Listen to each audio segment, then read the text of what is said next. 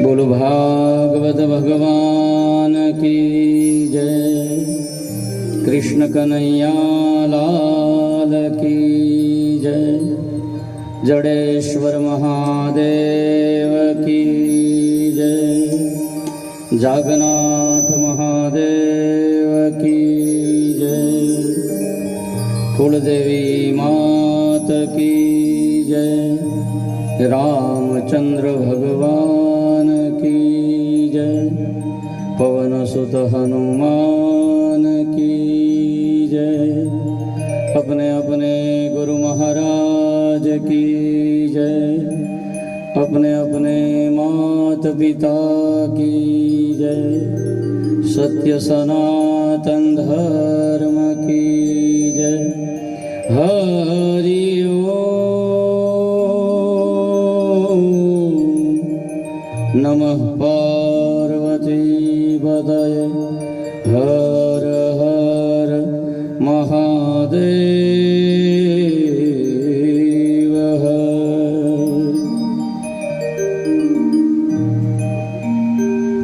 गजाननं भूतगणाधिसेवितं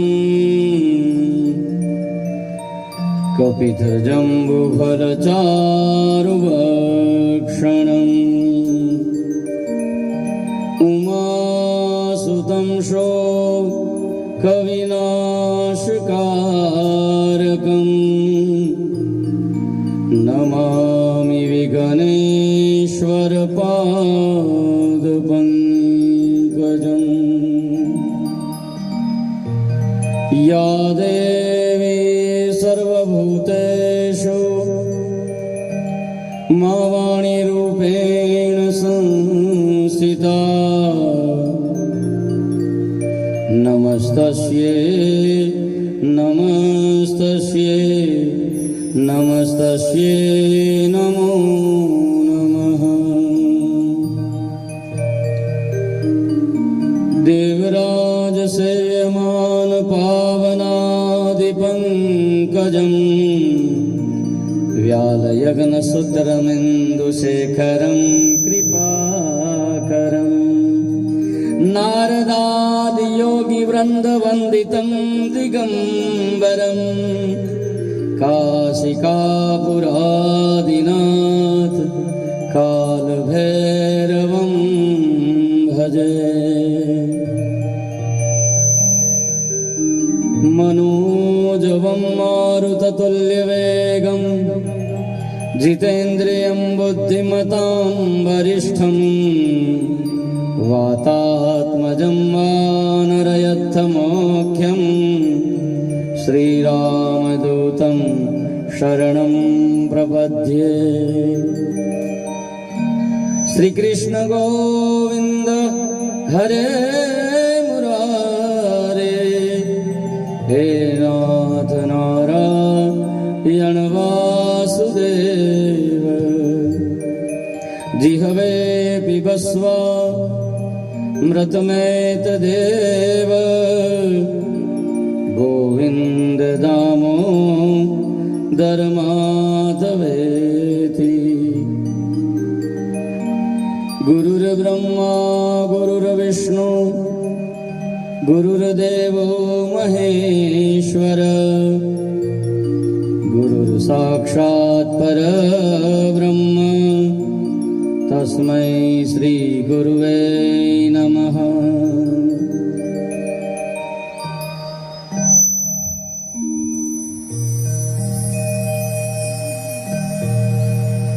तेरा पल पल बीता जाए मुख से जप ले नमः शिवाय।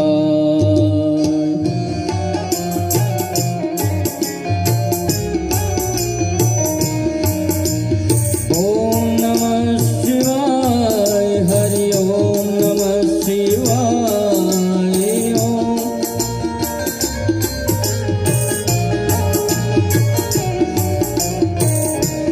तेरा पल पल बीता जाए मुख से जप ले नमः शिवाय।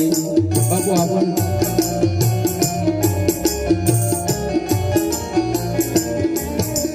शिव शिव तुम हृदय से बोलो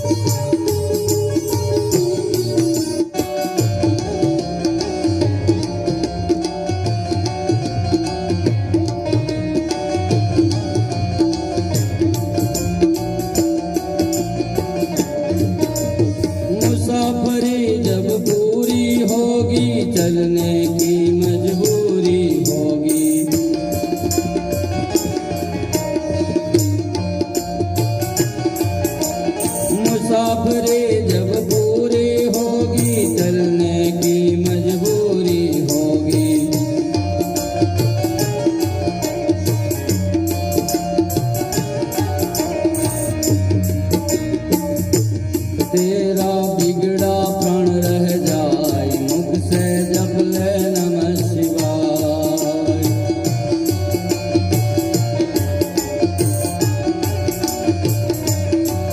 तेरा बिगड़ा प्राण रह जाए मुख से जप ले नमः शिवाय।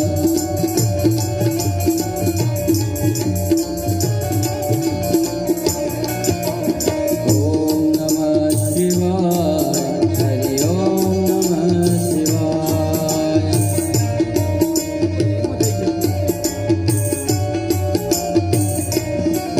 हे ओम नमः शिवाय, हरि ओम नमः शिवाय।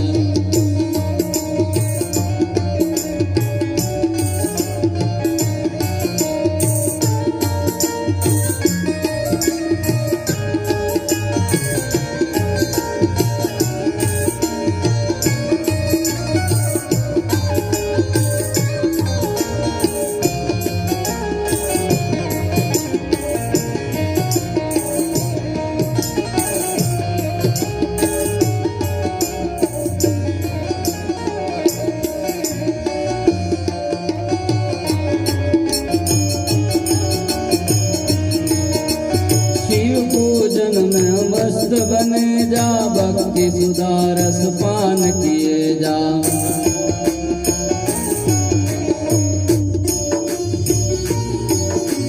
शिव पूजन में मस्त बने जा भक्ति सुधारस पान किए जा।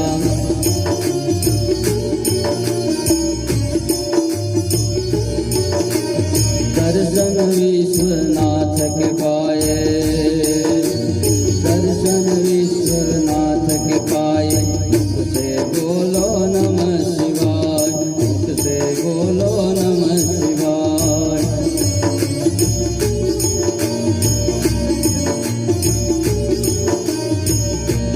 तेरा पल पल बीता जाए मुख से जप ले नमः शिवाय, जप ले नमः शिवाय, जप ले नमः शिवाय।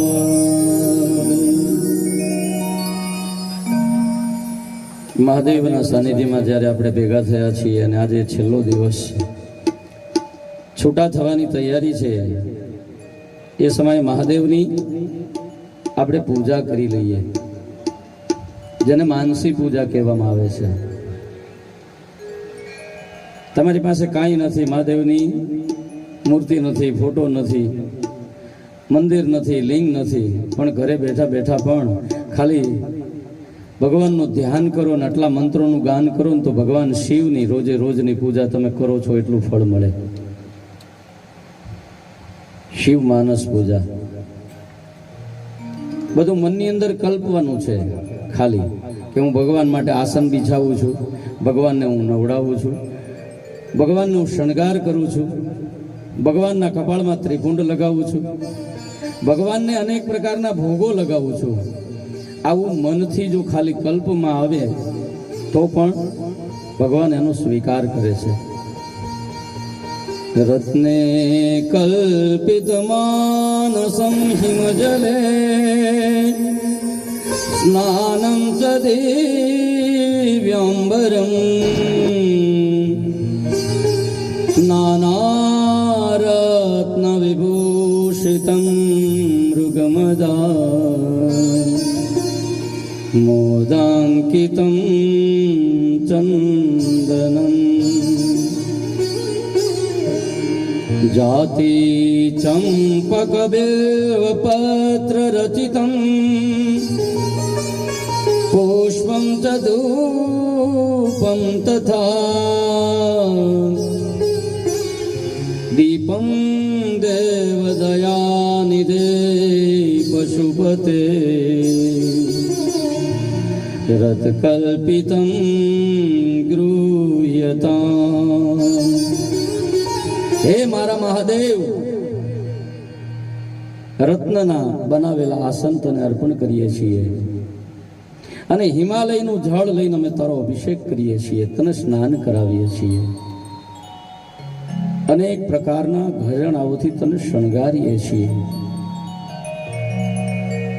શીતળ એવું ચંદન તારા કપાળની અંદર લગાવીએ છીએ. જાતિ ચંપક બિલ્વ પત્રેણ, અનેક જાતના પુષ્પો અને બિલીપત્ર લઈને હે મહાદેવ અમે તારી પૂજા કરીએ છીએ. સાથે સાથે પુષ્પમ ચ ધૂપમ તથા ફૂલ અને ધૂપ પણ તને અર્પણ કરીએ છીએ. દીપમ દેવ દયા નિધે, હે દયા નિધાન અમે દીવો પણ તને અર્પણ કરીએ છીએ. આમાંથી કઈ છે નહીં, છતાં હે મારા વાલા અમે હૃદયથી અર્પણ કરીએ છીએ, એનો તું સ્વીકાર કર. સુવર્ણે નવરત્ન ખંડ રચિતે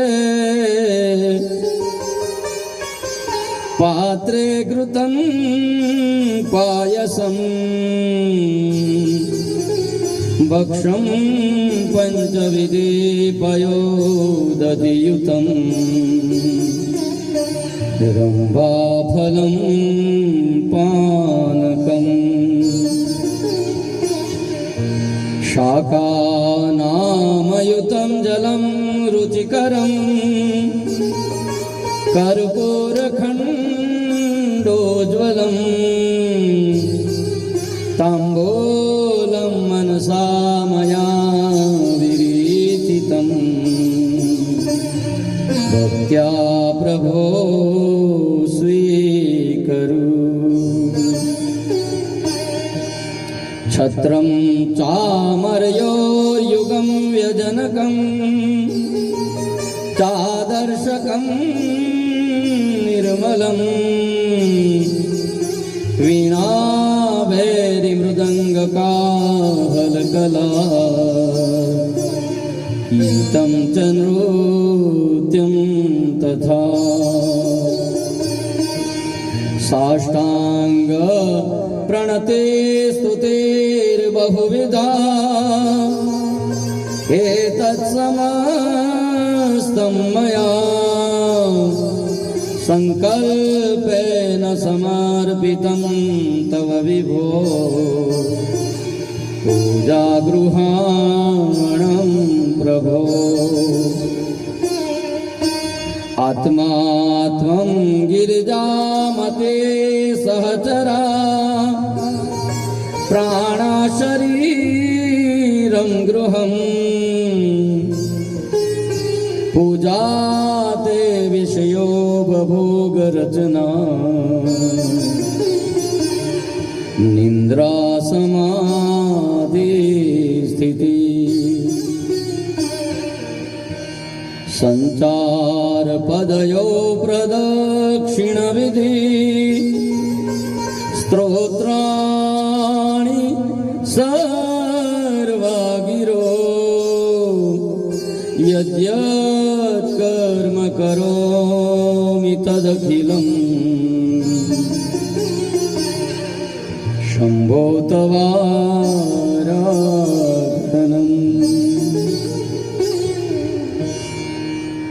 સોનાના ખંડો રચી પાત્રની અંદર અમે તને ઘૃતમ પાયસમ, તારું નૈવેદ્ય કેવું,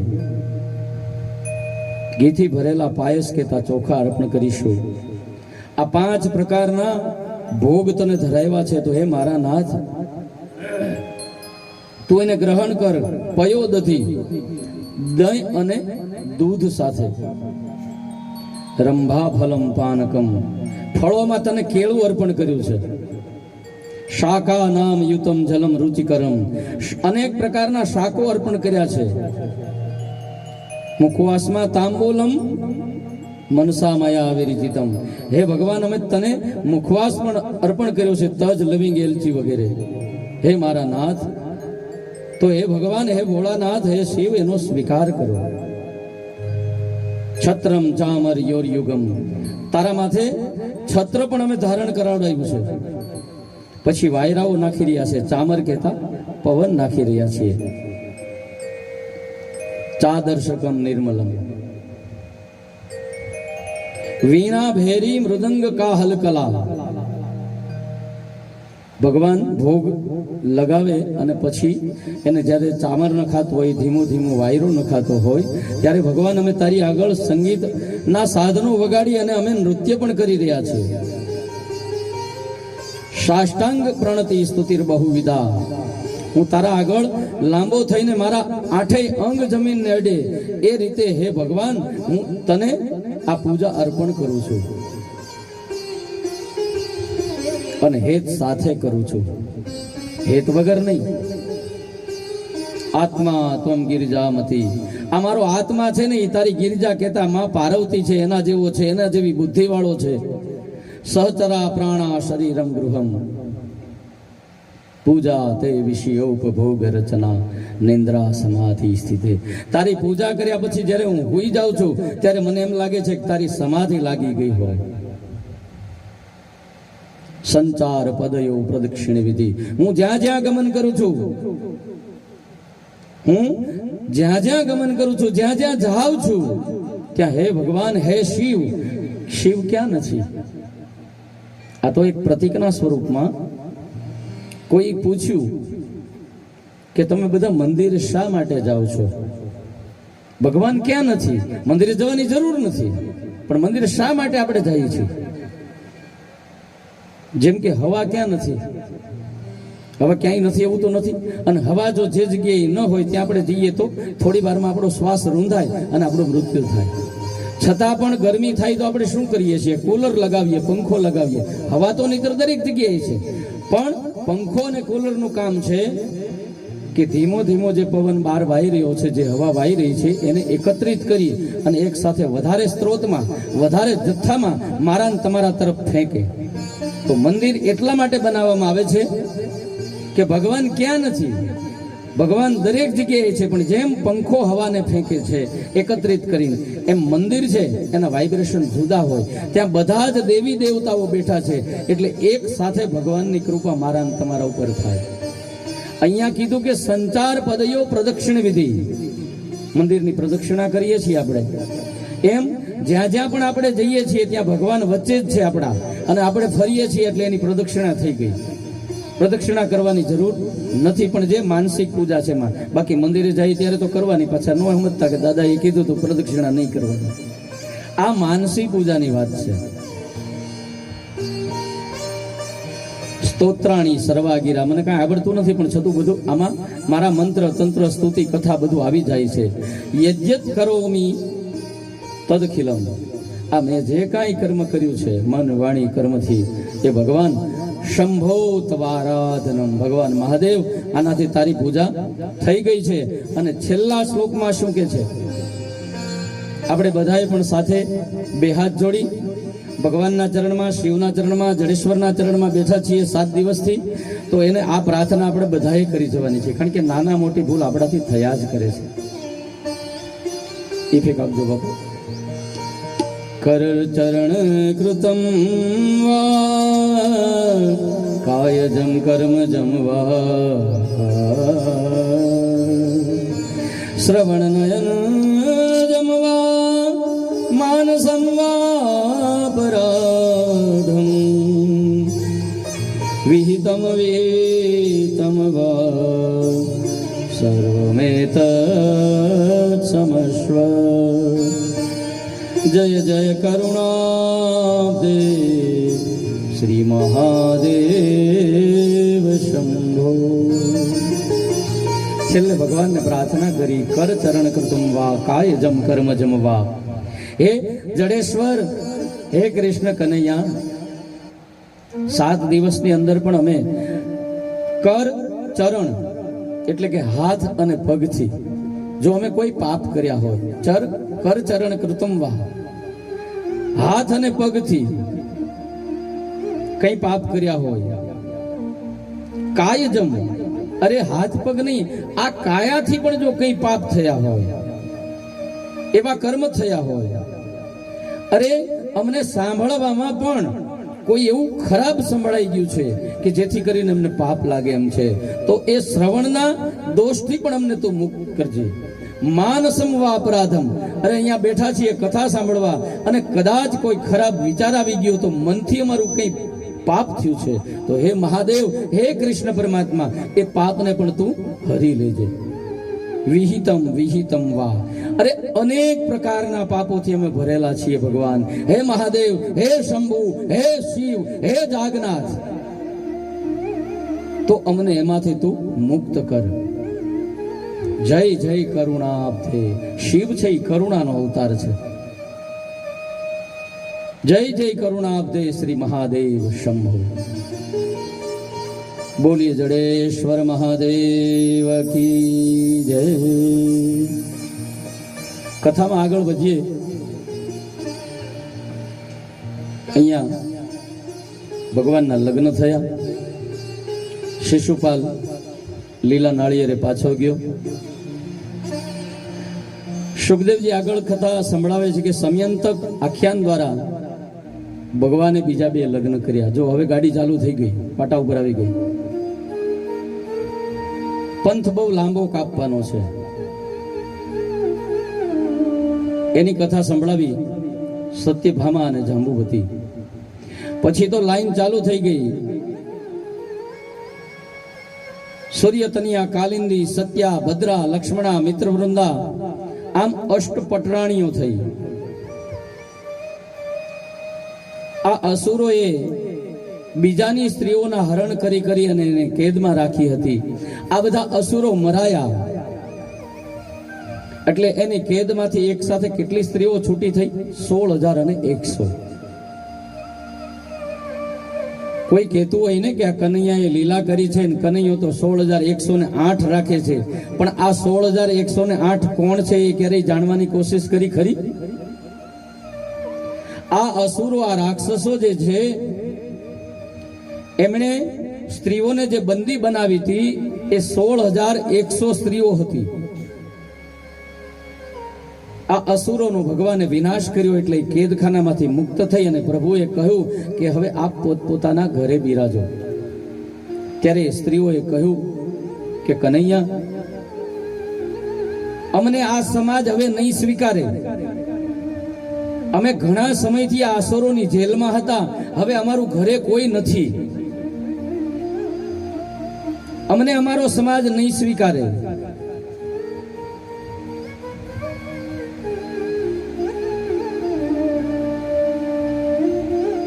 આપણી અમરેલીની જ વાત કરીએ તો ભૂલમાં કોઈ દીકરીએ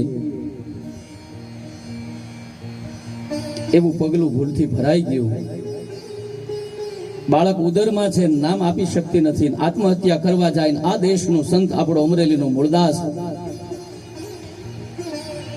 એને અટકાવે, બેટા આપઘાત ન કરાય. દીકરી કહે છે પણ તો હું શું કરું, મારા પેટમાં કોઈનું બાળક છે ને હું નામ આપી શકું એમ નથી. અને મૂળદાસે કીધું કાલથી નામ આપી દેજે કે આ મૂળદાસ બાવો છે ને એનું સંતાન છે. જ્યારે જ્યારે સ્ત્રીઓને તકલીફ આવી ત્યારે ભગવાન એની રક્ષા કરી છે. અહીંયા આ 16,100 સ્ત્રીઓ છે. એને કહ્યું કે અમે તો મનથી જ તમને વરી ચૂકીએ છીએ. અને ત્યારે ભગવાને એક સાથે 16,100 છે એ સ્ત્રીઓ એને પોતાની રાણી બનાવી છે. અને અષ્ટપટરાણી એટલે 16,108. પછી બાણાસુરની કથા આવે. ભગવાને પ્રહલાદને કહ્યું હતું કે તારા વંશમાં હું કોઈને મારીશ નહીં. એટલે ભગવાન કોઈને મારતા નથી. ચૈત્ર મહિનાના છેલ્લા 3 દિવસ આપણે ઓખારણ સાંભળીએ છીએ. ઓખારણની કથામાં બાણાસુર ભગવાન શિવનું તપ કરે.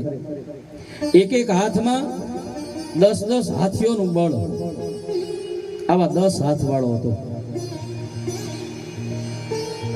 એને કોઈ મારી શકે નહીં. ભગવાન પાસે વરદાન માંગ્યું. ભગવાને વરદાન આપી દીધું, મારું મૃત્યુ ન થાય. ભગવાન કે જન્મે છે એનું મૃત્યુ થાય જ છે. તારું મૃત્યુ નહીં થાય, તને કોઈ પરાજિત નહીં કરી શકે. પણ જો તારી દીકરી છે એના લગ્ન કરવામાં આવશે તો તારો જમાઈ છે એ તને પરાજિત કરશે. એટલે પોતાની દીકરી ઉષા, જેને આપણે ઓખા કહીએ છીએ, એને બીજા માળે માળિયામાં પૂરી દીધી. એનું ધ્યાન રાખવા એની બેનપણી ચિત્રલેખાને પણ મૂકવામાં આવી. બંને બેનપણીઓ રહે છે. એમાં એક દિવસ રાત્રિના સમયે આ ઓખા છે એને સ્વપ્ન આવ્યું, અને સ્વપ્નમાં એને શું જોયું તો કે મોટી અનેક દરવાજા વાળી નગરી છે.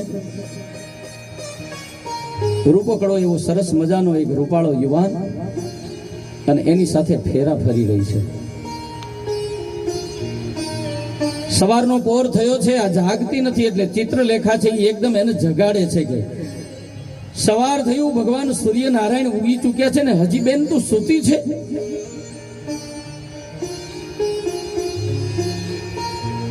પહેલીના 3 ફેરા પૂરા થયા હતા, ચોથો ફેરો શરૂ થયો તો આને જગાડી. આવું સરસ મજાનું સ્વપ્ન ચાલતું હોય ને આપણને કોઈ જગાડે તો આ ઉષા એકદમ ગુસ્સેથી ભરાય અને કહે છે કે મને કેમ જગાડી તે? મારા લગ્ન ચાલુ હતા અત્યારે. હે ચિત્રલેખા, તે બહુ ખોટું કર્યું છે, તે મને જગાડીને મારા લગ્નનો વિચ્છેદ કર્યો છે.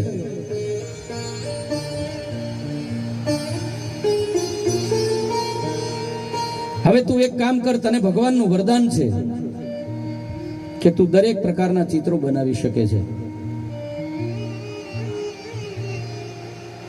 એટલે મને એક પછી એક ચિત્ર દોરીને બતાય, એમાંથી હું ઓળખી બતાવીશ કે મારા કોની સાથે લગ્ન થયા છે સ્વપ્નમાં.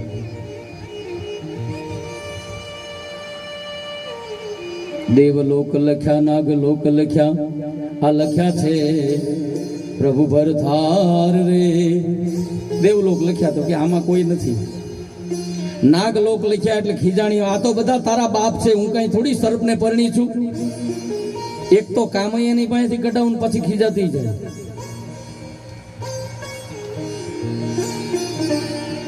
પછી ચિત્રલેખાએ દ્વારકા નગરીનું નિરૂપણ કર્યું.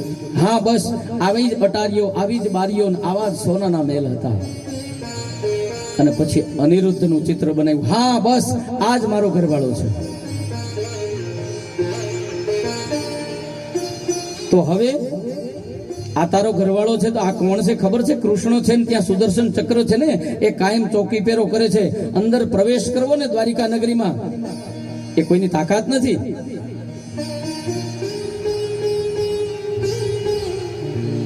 આજે ઓખા છે એ ચિત્રલેખાને મનાવે કે બેન, તને તો ભગવાનનું વરદાન છે કે તું આકાશમાં ઉડી શકે છે. તું જા દ્વારિકા નગરીમાં અને પલંગ સાથે અનિરુદ્ધ સૂતો હોય ને એને લઈને તું અહીંયા આવતી રહે. અરે પેલી કે બેન પણ પેલું સુદર્શન ચક્ર છે એનું શું કરવું? તો કે એના માટે પણ તું નારદજીને વિનંતી કર. નારદજીને કે ચક્રની સાથે વાતો કરે, ચક્રને થોડી વાર માટે વાતો કરવા માટે ઊભું રખાવે. એ દરમિયાન તે અનિરુદ્ધને દ્વારિકામાંથી લઈ અને આપણા અટારીમાં મહેલમાં આવી જજે. વાત મુજબ બધું ગોઠવાનું.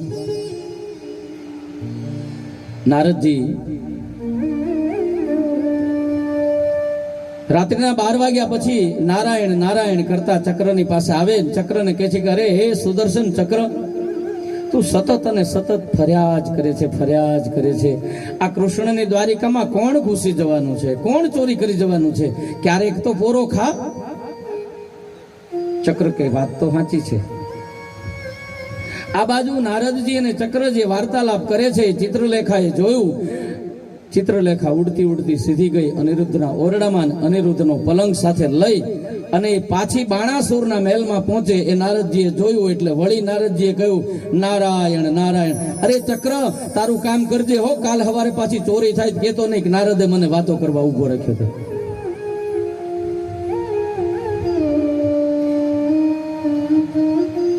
ચક્ર ચક્રનું કામ કરવા લાગ્યું. નારદજી પાછા વૈકુંઠમાં. આ બાજુ સવાર થતાની સાથે અનિરુદ્ધ મળતો નથી, સૌ શોધે છે. અને અહીંયા પણ અનિરુદ્ધ છે, જાગે છે કે મારી દ્વારમતી નગરી દ્વારિકા અને ક્યાં અસુરોનો મહેલ, મને કોણ અહીંયા લાવ્યું? પહેલા તો મારવા માટે ઉભો થયો,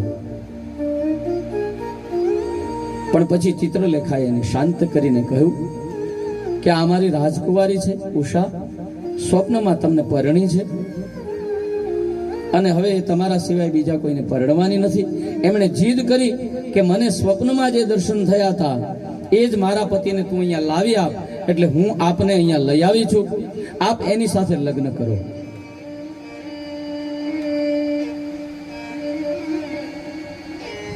એટલે ફરીને માળિયામાં પણ પાછા લગ્ન થયા. અને આ શ્રાપ ક્યારે મળ્યો હતો એને? માં પાર્વતીએ શ્રાપ આપ્યો તો તારા 3 વખત લગ્ન થશે, જેના તું ધ્યાનમાં મગ્ન બનીને બેઠી છો. કથા તો ઘણી બધી લાંબી છે. હવે ખાવાનું 2 જણાનું આવે, માળિયામાં 3 જણા થયા, એમાંય પુરુષ ખાવાનું વધારે જોઈએ.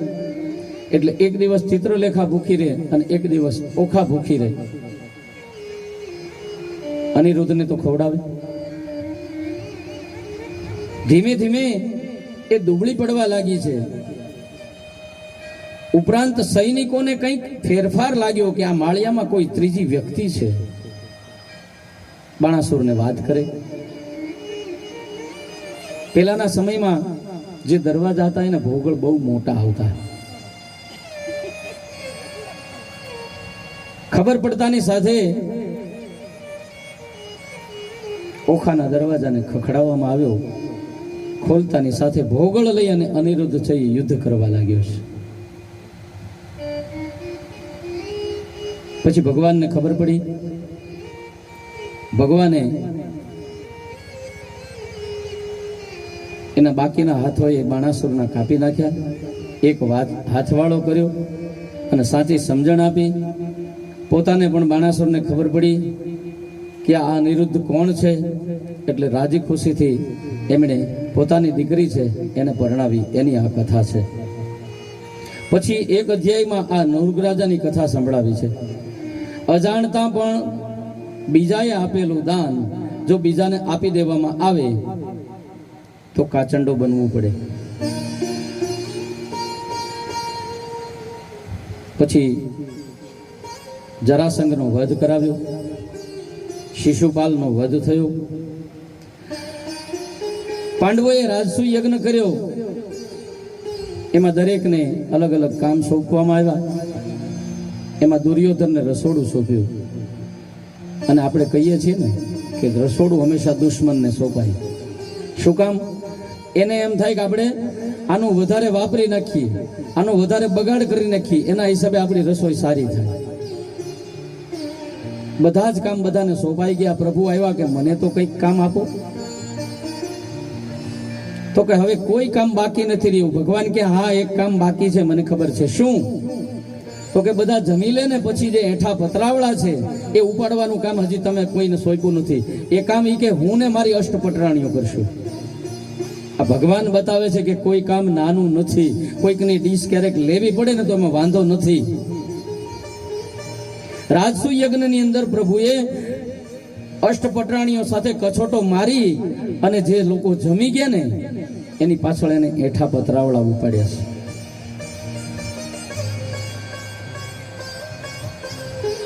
અને એ ભૂમિ એટલી પવિત્ર હતી કે એમાંથી નોળિયો નીકળ્યો તો એ સોનાનો બની ગયો.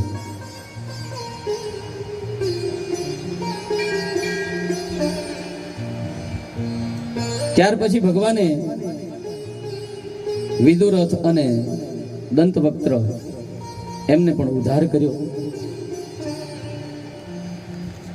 શ્રી કૃષ્ણ અને દાઉજી હવે સુખદેવજી મહારાજ એને સાંદીપાનીમાં જે ભણતા હતા ત્યારની એક કથા સંભળાવે છે. સાંદીપનીમાં જ્યારે કૃષ્ણ ભણતા હતા ત્યારે એમનો મિત્ર એક બ્રાહ્મણ હતો અને એ હતો સુદામા. પ્રભુનો ખાસ મિત્ર છે, ભગવાનનો સખો છે. એના ઉપર પ્રભુએ અતિ અનુગ્રહ કર્યો છે. કૃષ્ણનું સખ્ય એ અદ્ભુત છે. કૃષ્ણની મિત્રતા અદ્ભુત છે. સુદામા ગરીબ બ્રાહ્મણ હતા, ભિખારી હતા, કંગાળ હતા. આવું ના કહેશો. એ સુદામાને ગાળો દીધી હોય ને એના જેવું થાય. સુદામાને ઓળખો. કૃષ્ણ શાસિત સખા કશ્ચિદ બ્રાહ્મણો બ્રહ્મવેત્તમ વિરક્ત ઇન્દ્રિયાર્થેષુ પ્રશાત્માત્મા જીતેન્દ્રિય. આ જે શબ્દોમાં ઓળખાણ આપી એમાં એ દ્વિજ શ્રેષ્ઠ એટલે કે બ્રાહ્મણોમાં શ્રેષ્ઠમાં શ્રેષ્ઠ બ્રાહ્મણ હોય તો એ સુદામા હતા. એ જીતેન્દ્રિય છે, બ્રહ્મવિદ છે, બ્રહ્મને જાણનારો છે, વિરક્ત છે, મહાજ્ઞાની છે અને પવિત્ર છે. કૃષ્ણનો મિત્ર કઈ જેવો તેવો હોય, ગરીબ હોય? કૃષ્ણ એની સાથે મિત્રતા કરે? એની યોગ્યતા તો ભગવાનને જોઈએ જ હોય ને. એમ નામ તો કોઈને પરમપદ મળતું નથી. વિચારો, આપણને ખાલી દાસપણું પણ એનું જો પ્રાપ્ત થાય તો આપણે ધન્ય બની જઈએ છીએ. આપણને એનું દાસપણું પણ પ્રાપ્ત થતું નથી. ભગવાનના આપણે દાસ બનવા તૈયાર છીએ, પણ મને તમને દાસ માટે પણ એ રાખતો નથી. અને આને તો મિત્ર બનાવ્યો છે. શક્ય ભક્તિ ભગવાન અધિકાર વગર આપતો નથી. ભગવાને જેને મિત્ર બનાવ્યો છે એનો અધિકાર છે ને એને આપ્યો છે, એટલા માટે એ બ્રાહ્મણોમાં શ્રેષ્ઠ છે. સુદામાની પત્નીનું નામ છે સુશીલા. નામ એવા ગુણ છે. આ સુદામાનો ગૃહસ્થાશ્રમ ધન્ય છે, દિવ્ય છે. સ્થિતિ તદ્દન ગરીબ છે, છતાં અયાચકનું વ્રત છે. કોઈની પાસે માગીશ નહીં, ઈશ્વર આપશે એમાં જ મારું ગુજરાન ચલાવીશ. સુદામની પાસે જ્ઞાન હોવા છતાં પણ એને જ્ઞાનને વહેંચ્યું નથી કે ચાલો કોઈને મંત્ર શીખવાડું, ચાલો કોઈને હું આ વિદ્યા શીખવાડું, અને એ વિદ્યા શીખવાડવાના બદલામાં હું એની પાસેથી કંઈ ને કંઈ લઉં. એટલા માટે આ બ્રાહ્મણ છે એ શ્રીમંત હતો. એના ઘરમાં લૌકિક વસ્તુ નહોતી, પણ એ જાતથી, હૃદયથી શ્રીમંત હતો. સુદામાએ તપ છે ને એને પોતાનું ધન ગણ્યું છે. એને હીરા માણેક, સોનું રૂપું એને ધન નથી ગણ્યું, પણ તમે જીવનમાં જે તપ કરો છો એ જ તમારું સાચું ઘરેણું છે. અને સંતોષને મોટામાં મોટું ઘરેણું એને ગણ્યું છે.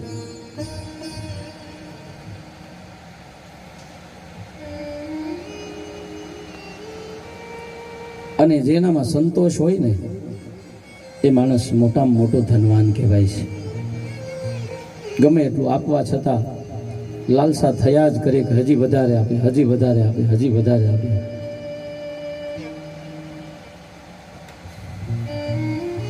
ઘણા બધા કથાકારો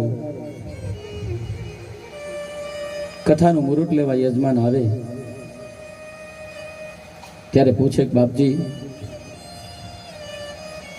કથાની દક્ષિણા શું લેશો? ત્યારે સહજ ભાવથી યજમાનને કે તમે જે આપો એ લઈ લઈશું. પછી કથા શરૂ થાય. 1 દિવસ, 2 દિવસ, 3 દિવસ, 4 દિવસ, 5 દિવસ, અને ત્યાંનો માહોલ જોવે એમ ખબર પડે વક્તાને. જે કોઈ પણ હોય, બ્રાહ્મણ કે સાધુ, અત્યારે તો બધા વાંચે છે, એટલે લાલસા લાગે કે મેં તો આને ખોટું કીધું કે તમે જે આપો એ ચાલશે. આ તો બહુ પૈસા વાળા છે. આટલું સરસ મજાનું 7 દિવસ જ્ઞાન આપ્યા પછી છેલ્લા દિવસે રોન કાઢે. અરે આટલી સરસ કથા તમે સાંભળીને તમે આટલા બધા પૈસા વાળો છો, આવી મને ખબર નહોતી. તમારે આટલા તો મને દેવા જ પડશે. ગઈ ભેંસ પાણીમાં.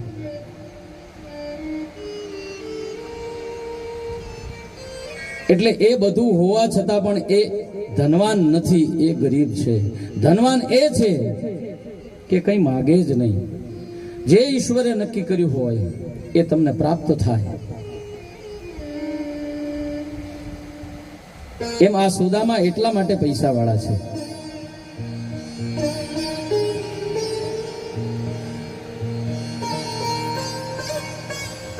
ખૂબ ગરીબાઈ છે ઘરમાં. ક્યારેક ક્યારેક પતિ પત્ની ભોજન નથી લેતા, બાળકોને જમાડે છે.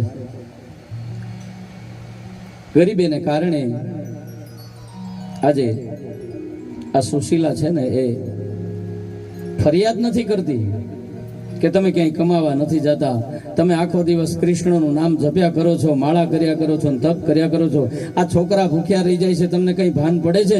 આવી ફરિયાદ નથી કરતી.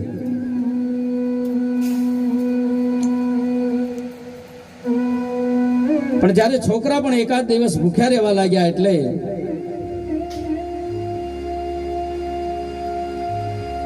સુશીલા આજે સુદામાને કહે છે કે સાંભળો છો ભૂદેવ, તમે એક કામ કરો ને. હા ભાગ્યવાન, તમારા મિત્ર દ્વારિકાનો રાજા છે, તમે એને મળવા માટે તો જાઓ. આપણે કઈ જોતું નથી લેવા માટે. અરે ભાગ્યવાન, હું કૃષ્ણ પાસે માગવા જાઉં? ના ના ના ના, માગવા નથી જવું, તમે ખાલી મળવા માટે જાઓ. તમારો મિત્ર છે, અંતર્યામી છે. સુદામાની ઘણી ના હોવા છતાં પણ આજે સુશીલા એમને મનાવે છે કે ના, તમારા મિત્રને તમારે મળવા જવું પડશે. તો હું મળવા તો જાઉં દેવી, પણ આપણા ઘરમાં ખાવાના ફાંફા છે. હું મળવા જાઉં તો મારે કંઈક લઈને જવું પડે. ખાલી હાથે ન જોવાય.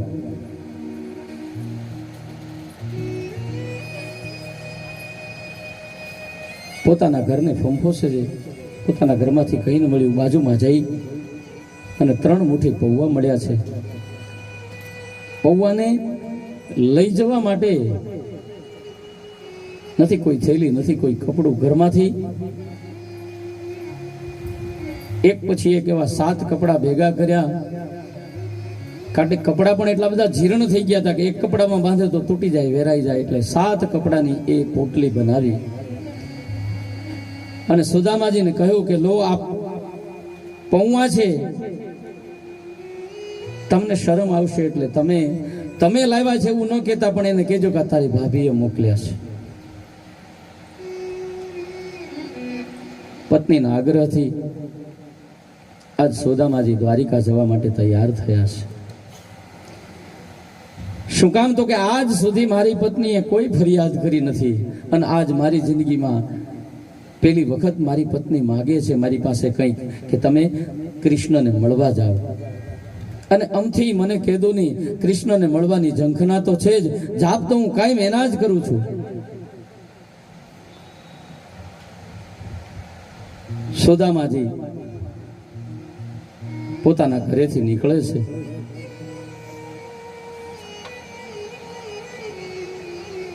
પોટલી લાકડીની સાથે બાંધી છે.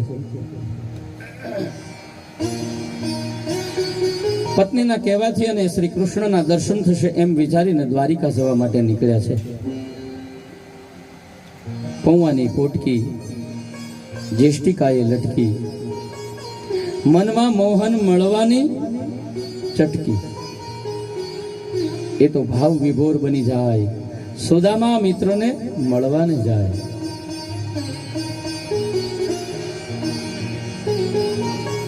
મનમાં મોહનને મળવાની તીવ્ર ઝંખના છે, નયનમાં પ્યાસ છે, ભાવ વિભોર બનીને ચાલ્યા છે. એક ફાટેલી પોતડી પહેરી છે, માથે એક ફાળિયું છે ને હાથમાં લાકડી છે.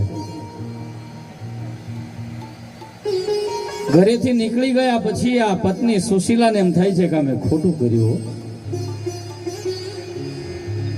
કેટલા દિવસના ભૂખ્યા છે, એ કેમ પહોંચશે દ્વારિકા?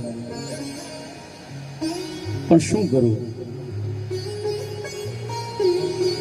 આ બાળકોની આ દશા મારાથી જોવાતી નથી. એટલા માટે સુશીલાએ ભગવાન સૂર્યનારાયણને પ્રાર્થના કરી. રસ્તામાં જતા બીજું તો કોઈ એની મદદ કરી શકે એમ નથી, કારણ કે સૂર્ય છે એ 9 ખંડની અંદર પ્રકાશે, જ્યાં જ્યાં જશે ત્યાં સૂર્ય એમની સાથે છે. એટલે સુશીલાએ સૂર્યનારાયણને પ્રાર્થના કરી. નમોસ્તુ સૂર્યાય સશસ્ત્રભાન નમોસ્તુ વૈશ્વનરજાતે વેદસે ત્વમેવ ચાર્ય પ્રતિગૃહણ દેવ દેવાદે દેવાય નમો નમસ્તે. હે સૂર્યનારાયણ, મારા પતિ ભૂખ્યા છે, મારા પતિદેવની સાથે રહેજો, એમનું રક્ષણ કરજો. હું ગરીબ બ્રાહ્મણી તમને શું આપી શકું? મારા વંદન છે. પોષ સુદ સાતમના દિવસે સુદામા દ્વારકાનાથના દર્શન કરવા ગયા છે. પોષ મહિનો એટલે કેવો? ઠંડીનો મહિનો. એક તો શુક્લકડી શરીર અને એમાંય આ પોષ મહિનો અને ખૂબ ઠંડી છે. માર્ગમાં કાંટા કાંકરા વાગે છે, પગમાંથી રુધિર વહેવા લાગ્યું છે. એક તો શરીર સૂકું, લોહી તો હતું નહીં, એમાંથી આ કાંટા ને કાંકરા વાગવાથી પગમાંથી લોહી નીકળી ગયું. 2 માઇલ જેટલું ચાલ્યા ને થાકી ગયા. વિચારે છે કે હું દ્વારકા પહોંચીશ, મને પ્રભુ દર્શન દેશે કે નહીં. આમ વિચારતા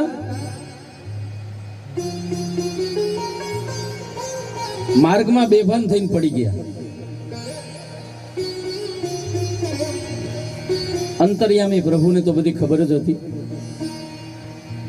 કે મારો ભક્ત, મારો મિત્ર અને એક આ બ્રહ્મરૂપી આ બ્રાહ્મણ છે એ મને મળવા આવે છે, મારે આંગણે આવે છે.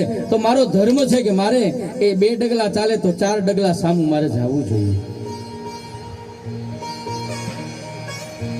એ ચાલતો આવે ને એ ઠીક નથી. ભગવાનને ચિંતા થઈ, તરત એમણે ગરુડને આજ્ઞા કરી કે જાઓ સુદામાને લઈ આવો. મૂર્છિત સુદામાને ગરુડજી દ્વારિકાના ઝાપામાં પધરાવે. થોડી વાર પછી સુદામાજી ભાનમાં આવ્યા અને લાકડીના ટેકે ઊભા થયા. સામે જે વ્યક્તિ મળી એને પૂછે છે, ભાઈ આ કઈ નગરી છે? બાપજી આ દ્વારિકા છે. એમ? આટલું જલ્દી આવી ગયું? સવારે નીકળેલો અત્યારમાં દ્વારિકા પહોંચી ગયો. પ્રભુ માટે 20 ડગલા ચાલો ને તો એ 40 ડગલા ચાલે. શુકજી રાજા પરીક્ષિતને પ્રશ્ન કર્યો. શુકજીને આ રાજા પરીક્ષિત પ્રશ્ન કરે છે કે સુદામા એ આ નગરી કેવી જોઈ? ઋષિ કહે છે, સુણો મહીપતિ, સુદામાએ દીઠી દ્વારામતી. કનકકોટ અબકા કરે, મણિમય રત્નો જડ્યા કાંગરા. સુદામાજી આ નગરી છે કેવી જોઈ? દિવ્ય નગરીના દર્શન કર્યા. એમાં કોઈ રાહદારી મળે એટલે પૂછે કે ભાઈ દ્વારિકાનાથ ક્યાં બિરાજે છે? મારે એને મળવું છે. પેલો કહે શા માટે? તો મારો સુદામો બિચારો ભોળો, એ મારો મિત્ર છે ભાઈ, મારે એને મળવું છે. એટલે લોકો એની હાંસી ઉડાવે કે તારી દશા તો જો, તું ક્યાં ને આ દ્વારિકાધીશ ક્યાં? એ તારો મિત્ર હોઈ શકે? કૃષ્ણને હું બીજો કોઈ મળ્યો નહીં હોય, તારા જેવાને એને મિત્ર બનાવ્યું? હસતા હસતા રાહદારીઓ પાછા કે જો સામે પેલી ધોળી ધજા દેખાય છે ને, એ દ્વારિકાનાથનું સરનામું છે.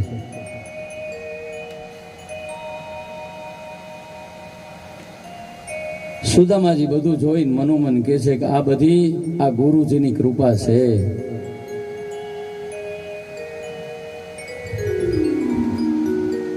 સાંદીપનીમાં જ્યારે ભણતા હતા ત્યારે ને ગુરુની ખૂબ એમણે સેવા કરી છે, અને હું અભાગ્યો તો મેં નથી કરી. આ ગુરુજીની સેવાનું ફળ છે. હું એ જ ગુરુનો ચેલો હતો, પણ પ્રારબ્ધની વાત છે ને. ચાલતા ચાલતા જગત મંદિર પાસે આવ્યા. દ્વારપાળ ચોકી પેરો કરતા હતા. એક કથા છે, અને એક કથા છે ભગવાનના મંદિરમાં જવા માટે બ્રાહ્મણોને ક્યારેય પણ રોકટોક ન હોય. સુદામાજી પ્રભુને મળે છે એવી પણ એક કથા છે. અહીંયા ભિખારી જેવો વેશ જોઈ અને સુદામાજી છે એને રોક્યા છે. કોણ છો? ક્યાંથી આવો છો? મહેલની અંદર જવાની મનાઈ છે. તમારે દક્ષિણા જોઈતી હોય તો તમને અહીંયા આપી દઈએ. બોલો તમારે શું જોઈએ છીએ? સુદામાજી કહે છે કે મારું નામ સુદામા છે, પોરબંદરથી આવ્યો છું અને કૃષ્ણ મારો બાળપણનો સખો છે, મારો મિત્ર છે. હું એની પાસે માગવા નથી આવ્યો, હું એને મારો વિશુદ્ધ પ્રેમ આપવા માટે આવ્યો છું. ગરીબી સે બુરા હાલ, अपनी पत्नी के बार बार कहने से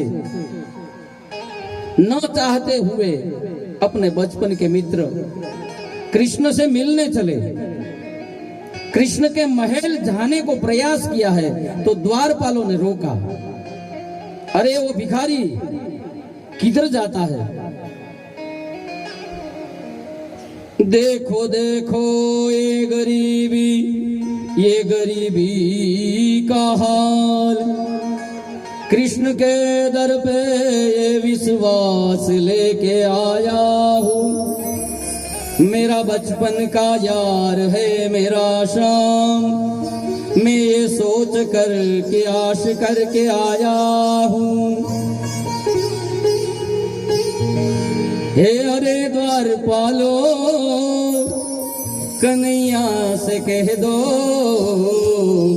कि दर पे सुदामा करीब आ गया है. अरे द्वारपालो, कन्हैया से कह दो दर पे सुदामा करीब आ गया है. भटकते भटकते न जाने कहाँ से तुम्हारे महल के करीब आ गया है.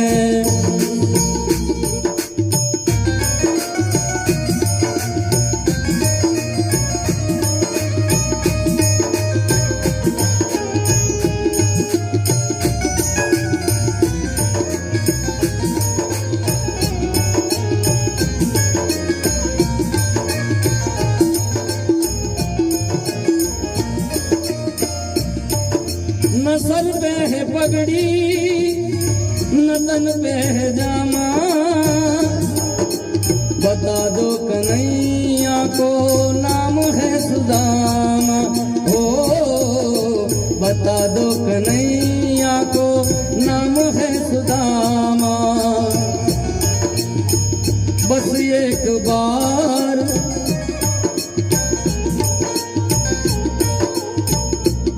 एक बार मोहन से जाकर के कह दो मिलने सखा बदनसीब आ गया है.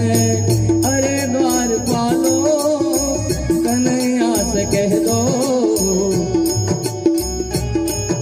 इधर पे सुदामा करीब आ गया है.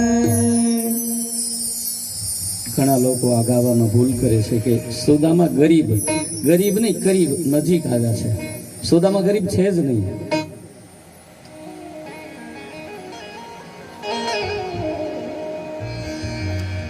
સુદામાએ બહુ વિનંતી કરી એટલે કોઈ એક સિપાહી, એક દૂત છે, એને દયા આવી એટલે એમણે અંદર જઈ અને પ્રભુને જાણ કરી કે પ્રભુ, કોઈ બાર એક ભિક્ષુક જેવા વેશમાં કોઈ બ્રાહ્મણ આવ્યો છે ને એમ કહે છે કે હું સુદામો અને પોરબંદર થી આવ્યો છું અને કૃષ્ણ મારો મિત્ર છે. અરે ખાલી પોરબંદર નામ સાંભળ્યું ને, ભગવાન ઝૂલે હિચકતા હતા, પોતાનું અંગરખું પડી ગયું, પગમાંથી મોજડી નીકળી ગઈ. મારો વાલો દોડતો દરવાજા બાજુ આવ્યો ને દોટ મૂકી.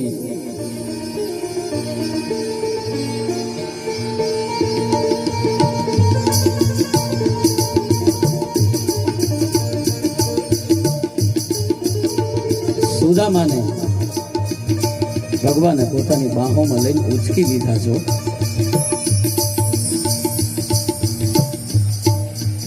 નામ રે સુણીને વાલો દોડ્યા ગીરધારી. એ ત્રિકમે લીધા છે એને જોને તેડી રે, હે દર્શન દીના નાથ રે નામ રે સુણીને વાલો દોડ્યા ગીરધારી હે ક્રિક મે એ લીધા છે ને જોન તેડી રે હે દર્શન દીના નાથ રે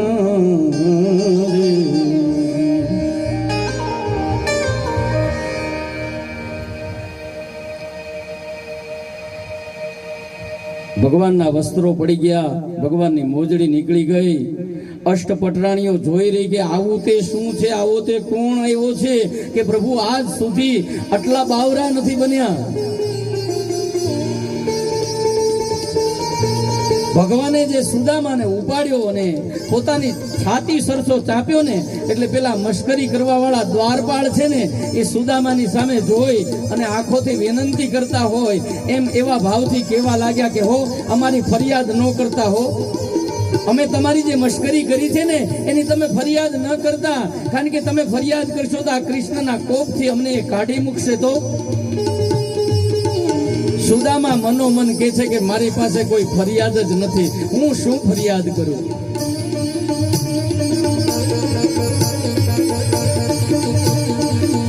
સુદામાજીને બાવડું પકડીને આ મારો નાથ કનૈયો આજે પોતાના મહેલમાં લઈ જાય. આજ કૃષ્ણએ બતાવ્યું કે બ્રાહ્મણ શું છે, આજ ઈશ્વરે બતાવ્યું કે બ્રાહ્મણ શું છે. આ બ્રાહ્મણની મહત્તા વધારી છે, પણ સુદામા જેવો બ્રાહ્મણ હોવો જોઈએ. અયાચક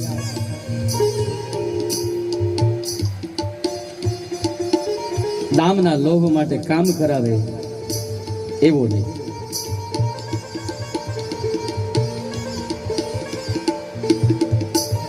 શ્રીમદ ભાગવત કથા દ્વારા સુખદેવજી મહારાજ પરીક્ષિતને સમજાવે કે બંને મિત્રોની આંખોની અંદર ચોધાર આંસુડા આવી ગયા છે. આગળ પ્રભુ પાછળ સુદામા. ભગવાને બાવડું પકડી અને સુદામાને ઉપર લઈ આવ્યા. ઝૂલો જે પોતે બેઠા હતા એ ઝૂલા પર બેસાડ્યા. ચારે બાજુ રાણીઓ ઘેરી વળી કે આવો મિત્ર, મજાની હવેલ, આ મહેલ, આ સંપત્તિ. સુદામાએ જોયું એટલે રાજી થયો છો. બીજો મિત્ર હોય તો અંદરથી સળગી મરે, સાળો મારી ભેગો જ ભણતો તો હું હજી અહીંયા છું અને આને આ મહેલ અટારીને આ બધું થઈ ગયું. બહારથી દેખાવ કરે કે હું તારો મિત્ર છું, પણ અંદરથી સળગતો હોય સંપત્તિવાન જોઈને. પણ સુદામાજી રાજી થયા છે. ધન્ય છે કૃષ્ણ, ધન્ય છે, અખૂટ સંપત્તિનો માલિક થયો છે. અરે આ તો લક્ષ્મીનો સ્વામી છે. મિત્ર મિત્રના સુખે જોઈ અને રાજી થયો છે. એ કૃષ્ણ તને આ ગુરુની સેવા ફળી હો. प्रभु कहे छे अरे वो सुदामा तू आने वाला है वो मुझे मालूम नहीं था, नहीं तो मैं खाना नहीं खाता. थोड़ी देर पहले ही अभी मैंने खाना खा लिया. मगर छोड़, तुम पहले स्नान आदि करो, बाद में एक साथ में फिर से मैं तेरे साथ बैठ के खाना खाऊंगा और सारी भूली बिसरी यादें हम एक साथ बैठ के शेयर करेंगे. प्रभु આજે બ્રાહ્મણના ચરણો ધોવે છે. સરસ મજાનો સોનાનો એક પાટલો મગાવ્યો છે, સોનાનો થાળ મગાવ્યો છે. સુદામાને પાટલા ઉપર બેસાડી અને પ્રભુ એ સુદામાના ચરણ ધોવાની શરૂઆત કરે છે. પહેલા તો મારા નાથે બહુ આંખમાંથી આંસુ પડ્યા છે અને એ આંસુથી એને સુદામાના ચરણને ધોયા છે. અંદર અંદર ભગવાન કહે છે કે હે ભક્ત, તારી કસોટી કરવામાં મેં કંઈ બાકી નથી રાખ્યું. ખૂબ તને દુઃખ આપ્યું છે. હે ભૂદેવ, મને તું માફ કરજે. देखी सुदामा की दीन दशा, करुणा करके करुणा निधि रोए. पानी पानी परात को हाथ न छूयो, नैनन के जल से पग धोयो। पानी ने हाथ पण નથી લગાવ્યો, ભગવાને પોતાના આંસુથી સુદામાના ચરણને ધોયા છે। આ સુદામાજી છે તપસ્વી બ્રાહ્મણ છે, પગમાં કોઈ દિવસ બૂટ ચંપલ પહેર્યા નથી, એથી કાંટા કાગરા ઘણું બધું વાગેલું છે। ભગવાન સુદામાના પગમાંથી આજ કાંટા કાઢે છે, પગમાંથી નહીં પણ સુદામાના જીવનમાંથી આજ ભગવાન કાંટા કાઢે છે। ભગવાન સુદામાજીના પગ ધોવે છે, પગ ધોતા ધોતા ભગવાનના હાથમાં જે કાંટો અંદર રહી ગયો હોય ને સેજ બહાર હોય ને તો આપણું આંગળી અડે એટલે તરત ખબર પડે। ભગવાન પગ ધોતા ધોતા સુદામાના પગમાં જે કાંટો વાગ્યો છે એ કાંટાને એ સેજ સ્પર્શ થયો એટલે કહ્યું કે રૂક્ષ્મણી સોય લાવો, મારા મિત્રના પગમાં કાંટો વાગેલો છે। આજે અષ્ટપટરાણીઓ સોયને શોધવા માટે દોડાદોડી કરે છે, સોય આવવામાં મોડું થાય। આજ ભગવાન પોતાના નખથી પકડીને કાંટો કાઢવા માંગે પણ નખ એટલા બધા નહોતા એટલે ભગવાને વિચાર કર્યો, સુદામાની પાની લઈ અને પોતાના મોઢેથી એ દાંતથી પકડીને કાંટો કાઢ્યો છે। વિચાર કરો એ માણસ કેટલો પવિત્ર હશે કે ભગવાન ખુદ એના પગ ચાટે છે। આને કેમ આપણે ગરીબ કહીએ? કોકને ગરીબને જોઈને કે સુદામા છે, એ સુદામા નથી, સુદામા થવું એ રેઢી વાત નથી।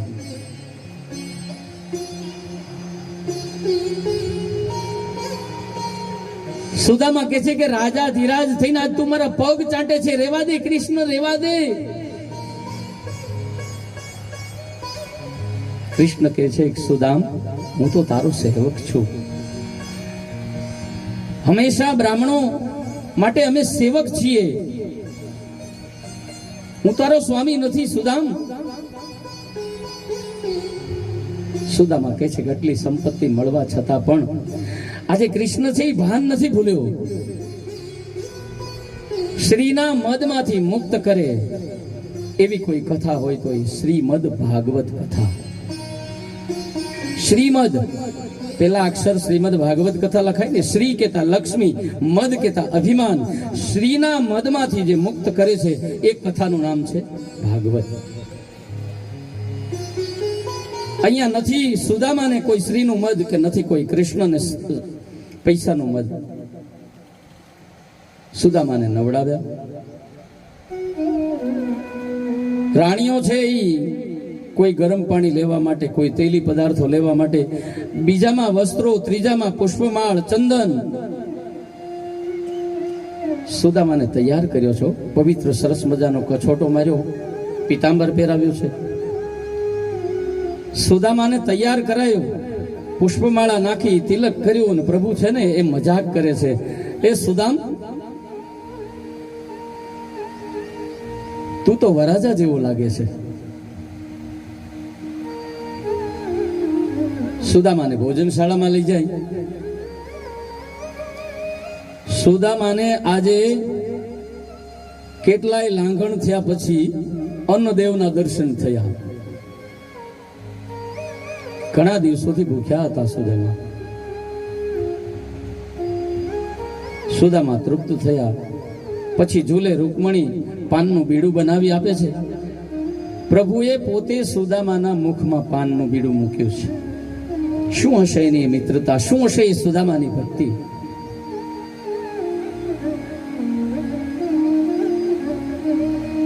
સંન્યાસી દીસો નહીં, સંગે સ્ત્રી નહીં, તમને જોતા વાલ વધી જાય છે।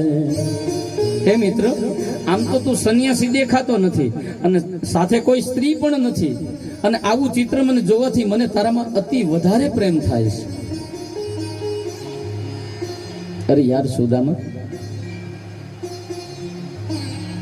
તે લગ્ન બગ્ન કર્યા કે નહીં? મારી ભાભી કેવી છે? સુદામા કહે છે કે ભાઈ આ પરણ્યો એટલે બધી ઉપાધિ થઈ, એકલો હોત તો મને કોઈ તકલીફ ના પડે। ભગવાન કહે છે કે મારા ભાભીનું નામ શું છે? સુદામાજી શરમાય છે। અરે યાર બોલ ને, એમાં શરમાવાનું શું? તને આ રાણીઓ ઊભી છે એની શરમ આવતી હોય તો મારા કાનમાં કે એ કાના કહું, સુશીલા કાના સાચું કહું, કૃષ્ણ તારી કૃપાથી મને એ એવી સુંદર અને એટલી સારા સ્વભાવની પત્ની મળી છે ને, નામ પ્રમાણે ગુણ છે. બધી હકીકત સુદામા કહે છે, પણ પોતાની ગરીબાઈનું એક લેશ માત્ર પણ વર્ણન નથી કર્યું. અને આપણે આપણો મિત્ર પૈસાવાળો હોય એટલે પહેલા જ એના ઘરે જઈને રોદડા રોવાના શરૂ કરીએ. અને સૌથી પહેલા હું એમ કહું છું કે આ દુનિયાના કોઈ પણ માણસ છે જે જીવ છે એ મિત્ર તમારા ને મારા હોય, ત્યાં જઈને પણ દુઃખ ન આપણા વલોવા. જે દિલમાં દયાને સ્થાન નથી ત્યાં તું વાત ન કર દિલ ખોલીને. તમે આ લૌકિક માનવ છે એને તમે તમારા મિત્ર ગણીને હૃદયની જો તમે વાત કરતા હશો તો એ માણસ છે આખા સમાજમાં વાવલ છે કે આ ફલાણો ભાઈ તો આવો છે. એની કરતા મનની અંદર રાખો, એ કોઈને કહેવાની જરૂર નથી. તમે વિચારો કે મને આ દુઃખ અથવા તો જે કંઈ પીડા થઈ રહી છે એ કયા કારણથી થઈ રહી છે, એ કારણ શોધો અને ઈશ્વરને ભજો. આજ સુદામાજી આપણને શીખવાડે છે કે પ્રભુના શરણમાં ગયા પછી પણ એની આગળ તમારા દુઃખોનું વર્ણન ના કરો. અને આપણે મંદિરના પગથિયા હોય ને એ ચડતા ચડતા પગથિયા કરતા પણ એક લાંબી અરજી આપણે આપી દઈએ છીએ, હું આટલો બધો દુઃખી છું કે હું એને ખબર નથી. જે સચરાચરને રમાડે છે, કીડીને પગમાં ઝાંઝરી વાગે તો પણ એને ખબર પડે છે. એ માણસને તમારા જીવનમાં કેટલા દુઃખો છે એની ખબર નથી. પણ આપણે ભગવાનને એકદમ નાનામાં નાનો બનાવી દીધો છે, આપણા કરતા પણ નાનો. સામાન્ય રાશન કાર્ડ કઢાવવા જવું હોય ને તો મામલતદારની ઓફિસે પહોંચવું હોય તો આપણે મામલતદારને મળવું હોય, બહાર પહેલા પટાવાળો ઊભો હોય, આપણે એને પૂછીએ કે ભાઈ મારે રેશન કાર્ડ કઢાવવાનું છે, મામલતદારને મળવાનું છે, આ મારું જૂનું રાશન કાર્ડ છે મારે બદલવાનું છે, અથવા તો આપણા કાગળ છે એને આપીએ. એટલે પટાવાળાને ખાલી કાગળ આપીએ ને તો 15 દિવસ પછી પાછા જઈએ તો એના કાગળ ત્યાં પડ્યા હોય.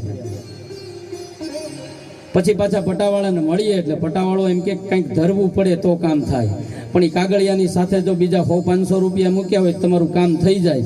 આપણે ભગવાનની પાસે કાંઈ મૂકવું નથી, એટલે પૈસા નહીં પણ આ શરીર થકી એને જે અર્પણ કરવાનું છે એ કાંઈ અર્પણ કરવું નથી ને પરબારું કામ કરાવવું છે. એટલે પટાવાળા કરતા પણ આપણે ભગવાનને નાનો બનાવી દીધો છે. તમે તમારા શરીરથી ભાવથી જે ધરી શકો એની વાત છે, પૈસાની વાત નથી. ધન દોલત માલ ખજાનો, અરે તમે ફૂલ એને અર્પણ કરો, તમે તમારી ભાવના એને અર્પણ કરો સાચા હૃદયથી. ભગવાન આખી જિંદગી તો ન રહી શકું પણ હું દિવસમાં અઠવાડિયામાં 3 દિવસ ખોટું નહીં બોલું, હું કોઈનું ખરાબ નહીં કરું, હું કઈ ખરાબ જોઈશ નહીં, હું ખરાબ સાંભળીશ નહીં. આવો એક સંકલ્પ તો કરો. સુદામા બતાવે છે કે ભગવાનની પાસે જઈએ ને ત્યારે આપણા દુઃખોનું વર્ણન ક્યારેય નહીં કરવાનું, આપણી ગરીબાઈનું વર્ણન ક્યારેય નહીં કરવાનું. નકર એને તો જગતનો નાથ સાક્ષાત મળ્યો હતો, તરત ન કહી દે કે હે કનૈયા તું મારો મિત્ર છો, આ તારી ભાભી એટલા દિવસથી ભૂખી છે, છોકરાને ખાવાનું ધાન નથી મળતું. પણ નથી બોલ્યો, એટલા માટે એ શ્રીમંત છે, એટલા માટે એ પૈસા વાળો છે. અને સાચું કહેજો,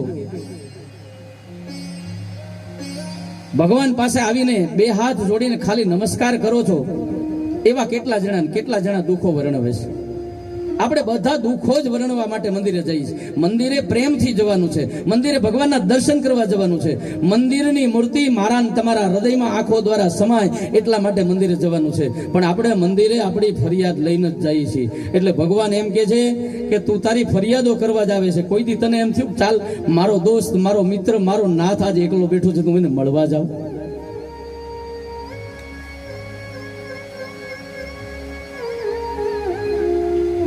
બહુ કરુણતા છે અત્યારે આ સમયની અંદર મોટા મોટા મંદિરો તો બની જાય છે, પણ આરતીના સમયે ઝાલર વગાડવા વાળું કોઈ નથી હોતું. અને એમાં બાકી હતું ઇલેક્ટ્રિક નગાર આવી ગયા એટલે કામ થઈ ગયું પૂરું.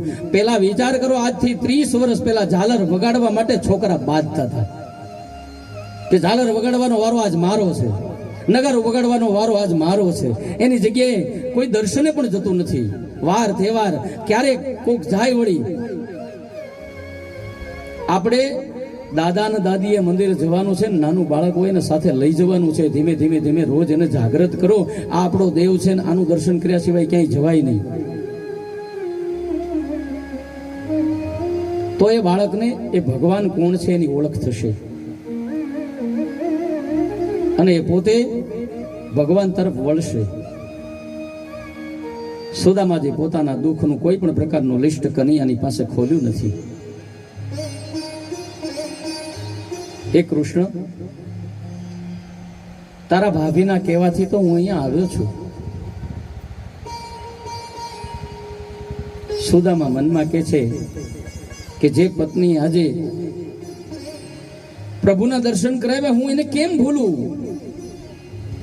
પ્રભુ વળી પાછા પૂછે કે કઈ ધંધો કરો છો? આ એમ નામ તમારું ગાડું કેમ ચાલે છે? ત્યારે કે હું તો ત્રિકાળ સંધ્યા કરું, હરિનું ધ્યાન ધરું. આ દિવસ એમાં ને એમાં પૂર્ણ થઈ જાય પછી મારો ધંધો કેમ કરવો? ભગવાન કે તો પરિવારનું ભરણ પોષણ કેમ થાય? બસ બધા આનંદમાં છે. આ માણસ રડતો નથી એટલે સુદામા છે એ શ્રીમંત છે. માગ્યું નથી. શું કે છે? જો હાથને મારા ફેલાવું તો હે કનૈયા તારી ઈશ્વરાય દૂર નથી. જો હાથને મારા ફેલાવું એ કનૈયા આ તારી કરુણતા દૂર નથી. પણ હું માગું ને તું આપી દે એ વાત મને મંજૂર નથી.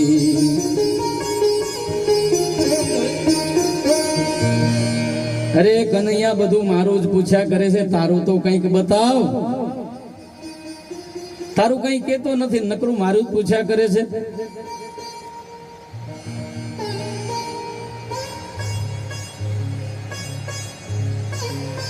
ભગવાન કહે છે તું પૂછ લે પડ્યો. એટલે આવો પ્રશ્ન કરે છે? આ તારી આગળ પાછળ જે ફરે એ બીજું કોણ છે? આ અષ્ટપટરાણીઓ ફરે છે એ બીજું કોણ છે?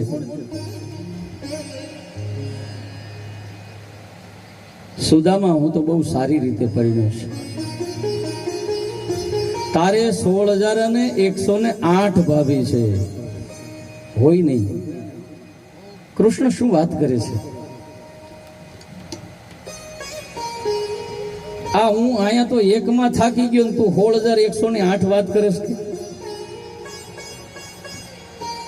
અરે લાલા, અહીંયા તો 7-8 જ દેખાય છે. તું 16,100 ની વાત કરે, પણ અહીંયા તો 8 જ છે. બીજા ક્યાં? આમ સુદામાના ધબકારા ધીમે ધીમે ધીમે વધવા લાગ્યા.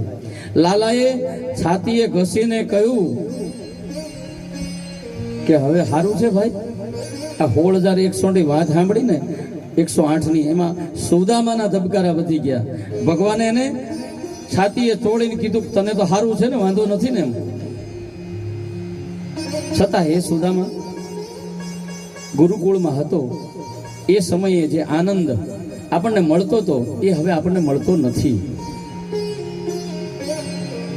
જોવાની એ તો જવાની, જવાની વિસરવાની, ઉંમર થતા તારા નજીક આવવાની, તારા જ લોહીમાં ભળી જવાની એ દીવાની મસ્તાની. એ આગ છે, તુફાન છે, સર્જન વિસર્જન કરવાની, કાબુમાં નહીં રાખો તો એ બરબાદ કરવાની. જવાની જવાની જવાની. મારીને તમારી જુવાની ધીમે ધીમે કરતા ક્યાં જતી રહી ખબર છે? 18 વર્ષ પહેલા ખોડિયારમાંના મંદિરે ભંગમાં કથા વાંચી હતી. ત્યારનો ફોટો હજી ભાવેશના ઘરે છે. એ ફોટો જોઈ તેમ લાગે કે આ આપણે હતા. એ જોવાની હતી. 50 વર્ષ પછી તમે આગળ વનમાં નીકળી ગયા, એ સમયને યાદ કરીએ તો એમ લાગે કે આપણે આવું કરતા હતા, આપણે આવા હતા. જવાની કે તો હું જવાની, પાછું કાનમાં આવીને કહેવાની કે હું નથી રહેવાની. ભૂંડા તારા હાલ થશે, અંતે કંકાલ થશે, ખોટી તારી જિંદગાની કરશે ધૂળધાણી. સત્સંગનો રંગ ગુમાવે, ભક્તિનો રંગ ભૂલાવે, તારી રે થઈને તને લૂંટી જવાની, જવાની કે હું તો જવાની. પ્રભુ છે એ નાનપણ યાદ કરે છે. સુદામા આપણે સમીર લેવા જંગલમાં ગયા હતા, ખબર છે? વરસાદ પડ્યો, આપણે આખી રાત ઝાડ ઉપર બેસીને વિતાવી હતી. ત્યારે મને ભૂખ લાગી, દાઉ ભૈયાને ભૂખ લાગી. તું એકલો બેઠો બેઠો ઝાડ ઉપર ચણા ખાતો તો, તને યાદ છે સુદામા? તે દિવસે તે કહ્યું હતું, મેં તને પૂછ્યું કે એ સુદામ તું કઈ ખાય છે? અને તું ખોટું બોલ્યો હતો કે ના લાલા હું કઈ નથી ખાતો. આ તો વરસાદના હિસાબે પલળ્યો છું ને, ઠંડીના હિસાબે આ મારા હોઠ છે એ થરથરે છે. સુદામા ખાતા હતા ને ખોટું બોલ્યા હતા. બાળપણ હતું. જે એકલો ખાય ને એ ગરીબ થાય. ભગવાને પછી લાઈન કરી છે કે આજ આપણા ઘરે વિના બોલાવે ભૂદેવ આવ્યા છે, અને હવે ભૂદેવના દર્શન આપણે કરીએ, ભૂદેવના આશીર્વાદ ન લઈએ તો પાપ લાગે. એટલે પછી તો એક પછી એક રાણી આવવાની શરૂઆત થઈ. અષ્ટપટરાણી આવ્યા, અને પછી 16,100 બધી રાણીઓ આવે તો સુદામા થાકી જાય. એટલે ભગવાને કહ્યું કે કઈ નહીં, ખાલી મને એકને આશીર્વાદ આપી દે, નહીતર તું હાથ ઊંચો કરી કરીને થાકી જાય. ભગવાન કે બ્રાહ્મણ બિચારો ક્યાંક ગુજરી જશે. આ બધી રાણીઓ હતી. ભગવાન કહે છે કે હું એકલો પગે લાગી લઉં છું, જેથી બધાને આશીષ મળી જશે. અહીંયા મારું નાથ બ્રહ્મનિષ્ઠા, બ્રાહ્મણનું શું મહત્વ છે એ બતાવે છે.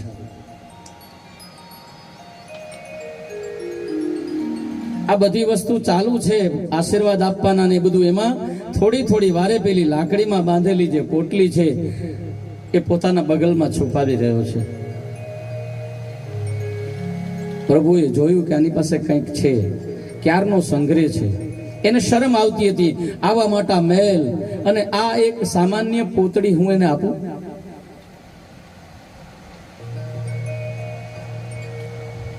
પ્રભુએ જોયું એટલે ઝૂંટવી લીધી. સુદામ કે છે કે હા હા લાલા રેવા દે. ના, ભગવાન છે 7 પડવાળી પોટલી છે, એક પછી એક એના 7 ટુકડા જે જીર્ણ થયેલા હતા એને ખોલ્યા છે પ્રભુએ. પટરાણીઓ ઝૂકીને જોવા લાગી, વળી આમાં તે શું હશે?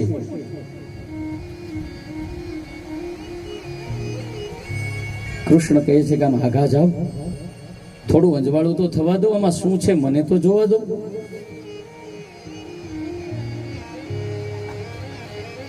કૃષ્ણએ કહ્યું જોવું છે, લ્યો જુઓ.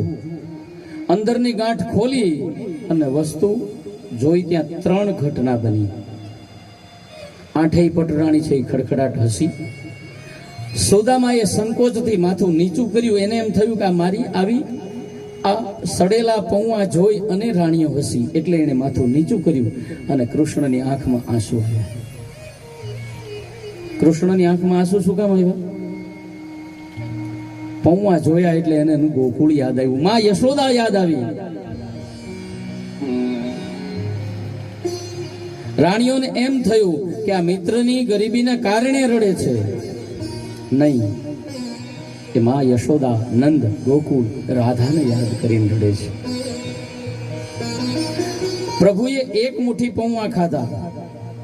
પૌવા સૂકા નહોતા, આમ સૂકા હતા, પણ સૂકા નહોતા. શું કામ? કારણ કે એમાં સુશીલા અને સુદામનો પ્રેમ હતો, અને એ પ્રેમ ભીના પૌવા હતા એટલે સૂકા નહોતા. એક મુઠ્ઠી પૌવા પોતાના સરખી સંપત્તિ આપી દીધી. બીજી ખાતા પોતાનાથી વધારે આપી, અને ત્રીજી ખાવા જાય ને ત્યાં રૂક્ષ્મણીએ હાથ પકડ્યો. હા હા, અમને પણ તમારે એમને આપી દેવા છે.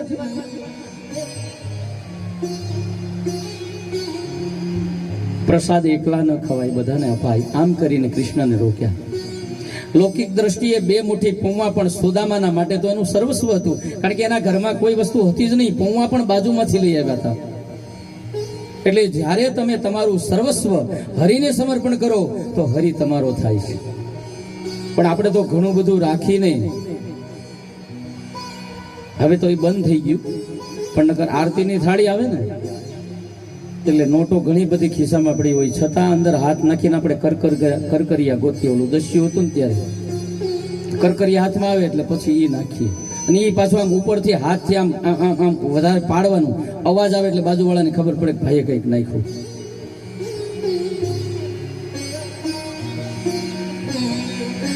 ઈશ્વરને સર્વસ્વ તમારું જ્યારે અર્પણ કરો છો, કારણ કે આ કોનું છે મનને પ્રશ્ન કરો. હું ને તમે આ બધું મેળવીએ છીએ ને પાછા આપણે કહીએ કે મેં કર્યું, હું છું, હું છું, હું છું. ચકલા ઉંદર ચૂ ચૂ ચૂ, કબૂતરોનું ઘૂ ઘૂ ઘૂ. માનવ કરતો હું હું હું. 84 લાખ યોનીમાંથી એક માનવ જ એવો છે કે જે હું હું કરે છે.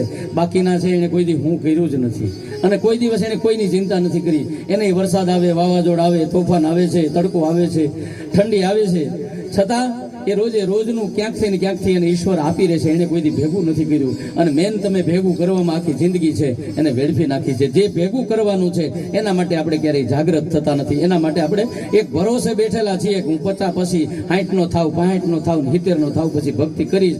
પણ આ મામો ક્યારે કાળ આવી જાય કોઈને ખબર છે? લૌકિક દ્રષ્ટિએ 2 મુઠ્ઠી પૌવા પણ સુદામાનું બધું છે. વિધાતાએ સુદામાના કપાળમાં લખ્યું હતું શ્રી ક્ષય. ક્ષય એટલે નાશ થાય, શ્રી એટલે પૈસા. એના કપાળમાં લક્ષ્મીજી લખ્યા જ નહોતા. એના લક્ષ્મીનો ક્ષય થાય, નાશ થાય એવું લખેલું હતું. ભગવાને ઉલટાવી નાખ્યું, શ્રી યક્ષ કરી નાખ્યું. યક્ષ શ્રી એટલે હંમેશા લક્ષ્મીજી એને ત્યાં જ રહે.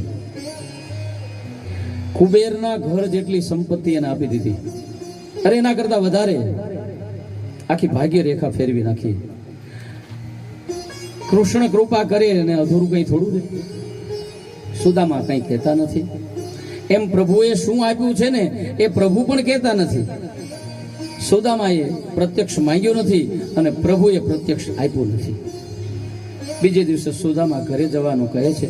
પ્રભુ કહે છે હા કઈ વાંધો નહીં, જાઓ ભાઈ. છોકરાઓ, ભાભી આ બધા દુઃખી થતા હોય અને તમે વધારે રોકાવ એ પણ સારું નહીં. સુદામાજી જવા માટે નીકળે છે એટલે કૃષ્ણ કહે છે કે ઉભો રે મિત્ર, તારા કપડા જે તું પહેરીને આવ્યો હતો ને એ લેતો જા. ઓલી ઓરડામાં લઈ જાય ને નવા સરસ મજાના પિતાંબર ને બધું પહેરાયું હોય તો એ બધું ભગવાન કાઢી લે. એની જે જૂની પોતડી લાકડી જે હતું એ બધું પાછું એમને અર્પણ કર્યું.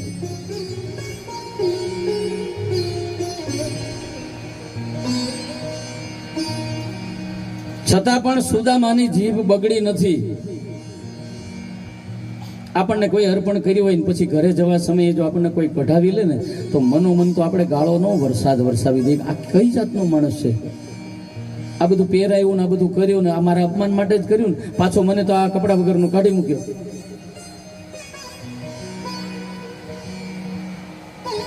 ભગવાન આજ સુદામાની પરીક્ષા કરે છે, પણ સુદામા એમાં પાસ થયા છે. સુદામ જો બીજી વાર આવે ને ત્યારે છોકરાઓને ભાભીને લાવજો, ભૂલતો નહીં. સુદામ મારા ભાભી મારા પ્રાણ છે. આખું જગ જેને વંદન કરે છે એ જગદીશ આજે એક બ્રાહ્મણ પત્નીને વંદન કરે છે. મિત્રો મળ્યા છે, આંખો ભીની થઈ વિદાય આપી. સુદામા કહે છે કે લોકો મારા કૃષ્ણના વખાણ કરે છે ને એ ઓછા વખાણ કરે છે. સુદામા છે ચાલતા ચાલતા ભગવાને પાછળ ચાલતો શું કામ મોકલ્યો? આ ભૂમિને પાવન કરવી હતી એટલા માટે કે આ ભૂદેવના ચરણ જ્યાં જ્યાં પડશે ત્યાં મારી આ દ્વારિકા નગરીની ભૂમિ છે એ પાવન થશે. એટલા માટે ભગવાને સુદામાને પાછો ચાલતા મોકલ્યો. સુદામા પોરબંદર આવે પોતાની ઝૂંપડી છે ક્યાંય મળતી નથી, શોધે છે. ક્યાં ગઈ મારી ઝૂંપડી? ત્રીજા માળેથી સુશીલાએ સાદ કર્યો, એ ભૂદેવ, અરે ભાગ્યવાન તું, આ આપણું જ ઘર છે, આ બધી કનૈયાની લીલા છે. સ્વામીનાથ પધારો. સુદામા મનોમન કૃષ્ણના વખાણ કરવા લાગ્યો. હા કાના, તે દીધું પણ મને કીધું નહીં. સુદામા ખૂબ રડ્યો છે. વાહ રે દયાળુ વાહ, તારી માયા અપરંપાર છે. સુશીલા કહે છે કે હવે પ્રભુએ આપ્યું છે તો આપણા તો ઠીક, પણ પાડોશીના છોકરા પણ ભૂખ્યા ન રહેવા જોઈએ. આપણે ત્યાં સંપત્તિ હોય ને જો બાજુમાં કોઈ ભૂખ્યું સજીતું હોય તો વિચાર કરજો મિત્રો, એ ગમે એવો માણસ હોય, તમારી મારી ઈર્ષ્યા કરતો હોય, ગાળો દેતો હોય, પણ છતાં એને જમવાનું તમે આપજો. આ બધું મળ્યા છતાં સુદામા છે સંપત્તિમાં ફસાયા નથી, પોતાનું ભજન કરતા રહ્યા છે.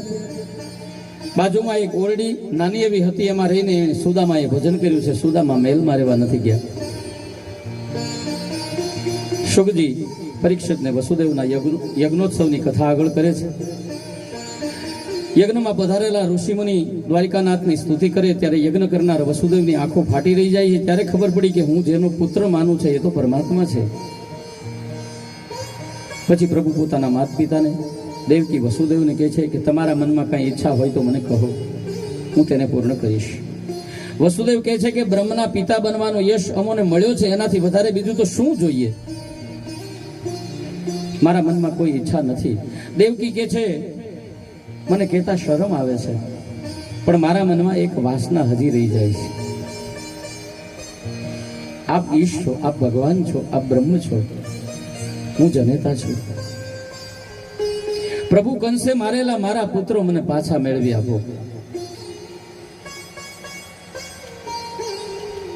પ્રભુએ ત્યાં પોતાનું પ્રભુત્વ છે એનો પ્રયોગથી સૂતળ પાતાળમાંથી મરેલા પુત્રોને એ પાછા માને સોંપ્યા. દેવકીએ પણ અંતે મરણ સુધરે એવું ભગવાનની પાસે માંગ્યું. ક્યાં દેવકી અને ક્યાં યશોદા? યશોદાનો પ્રેમ ભરપૂર છે, નિષ્કામ પ્રેમ છે, બીજા બધાના ઋણમાંથી છૂટાય છે. માત પિતાના ઋણમાંથી ક્યારેય મુક્ત થવાતું નથી. પછી એક અધ્યાયમાં સુભદ્રા હરણની કથા સંભળાવી, એક અધ્યાયમાં વેદ શ્રુતિનું વર્ણન કર્યું, વેદોએ પરમાત્માની સ્તુતિ કરી એ કથા. 27મા અધ્યાયમાં કઈ છે, એક અધ્યાયમાં વિષ્ણુ અને શિવ એના સ્વભાવનું વૈલક્ષણ બતાવ્યું. શિવ ગુસ્સે પણ જલ્દી થાય અને પ્રસન્ન પણ જલ્દી થાય. વિષ્ણુ જલ્દી પ્રસન્ન થતા નથી, એમ જલ્દી ગુસ્સે પણ થતા નથી. બ્રહ્મા અને શિવને ભજનારને, અન્યને ભજનારને સંપત્તિ મળે, વિષ્ણુને ભજો તો મુક્તિ લે. એ કહ્યું. ભૃગુરાજે ત્રિદેવતા અને એમની પરીક્ષા કરી અને પાલન કરનાર વિષ્ણુ શ્રેષ્ઠ છે એ બતાવ્યું. સર્જન સામાન્ય, વિસર્જન સામાન્ય, પાલન પોષણ કરવું એ જ અઘરું છે. ઘરમાં અનાજ લાવી દો પણ એને દળવું, દળ્યા પછી એમાંથી કાંકરી કે બીજું કંઈ ન રહી જાય એને ચાળવું, ચાળ્યા પછી કાથરોટમાં નાખવું, લોટ બાંધવો, તેલ નાખવું, એને ચોળવીને રસોઈ બનાવી એ અઘરી વસ્તુ છે. એટલે પાલન પોષણનું જે કામ છે એ વિષ્ણુનું એ અઘરું છે.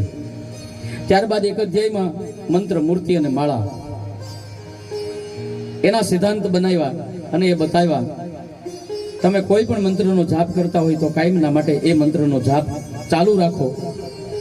એક આસન ફાટી જાય તો બદલો તો બરાબર છે, બાકી રોજ એકનું એક આસન હોવું જોઈએ, એકની એક દિશા હોવી જોઈએ. જ્યાં બેસો છો ત્યાં જ બેસીને જપ કરો. આજે ખાટે બેહીન, કાલે સોફામાં બેહીન, કાલે સેટીમાં બેહીન, ત્રીજે દિવસે વળી મહેમાન આવે તો ભગવાનની સામે. કાયમ તો સોફે બેહીન કરતો, પણ આજ ભગવાન આવે એટલે દેખાડવા હાટું પછી ભગવાન સામો જોતો રહે હું મોટો ભગત છું. ના, એક આસન, એક માળા અને એક મંત્ર. ઘરમાં દુઃખ કંઈક આવે, અમારા જેવા બ્રાહ્મણો પાસે જાઓ એટલે એમ કે ભાઈ હમણાં તમે તમારા કુળદેવીના કોપથી દુઃખી છો તો કુળદેવીની સાધના કરો. કુળદેવીની સાધના કરવાની શરૂઆત કરે, થોડા દિવસ થાય છતાં કાંઈ ફેરફાર ન લાગે એટલે વળી બીજાની પાસે જાઓ, બીજા કે હવે તમે હનુમાનની સાધના કરો એટલે હનુમાનની સાધના ચાલુ થાય. વળી થોડા દિવસ જાય, સારું ન થાય એટલે વળી કોક હવે શિવને સાધો, ફરી પાછા શિવને સાધો, વળી ત્યાં કોક હવે વિષ્ણુને સાધો. આપણે માળાના મણકાની જેમ ફરતા રહીએ છીએ. સરવાળે કોઈ પણ વસ્તુને આપણે સિદ્ધ કરી નથી શકતા. સિદ્ધ કરવા માટે કોઈ પણ એક મંત્ર નક્કી કરો કે આ જીવન જ્યાં સુધી મારા શરીરમાં શ્વાસ છે ત્યાં સુધી દરરોજ હું આ મંત્રનો જાપ કરીશ. જે થવું હોય તે થાય. અને માળા પણ તૂટી જાય તો બદલવાની, બાકી માળા પણ નહીં બદલવાની. माला बनाई काष्ठ की बीच में डाला सूत, माला बिचारी क्या करे फेरन वाला कपूर.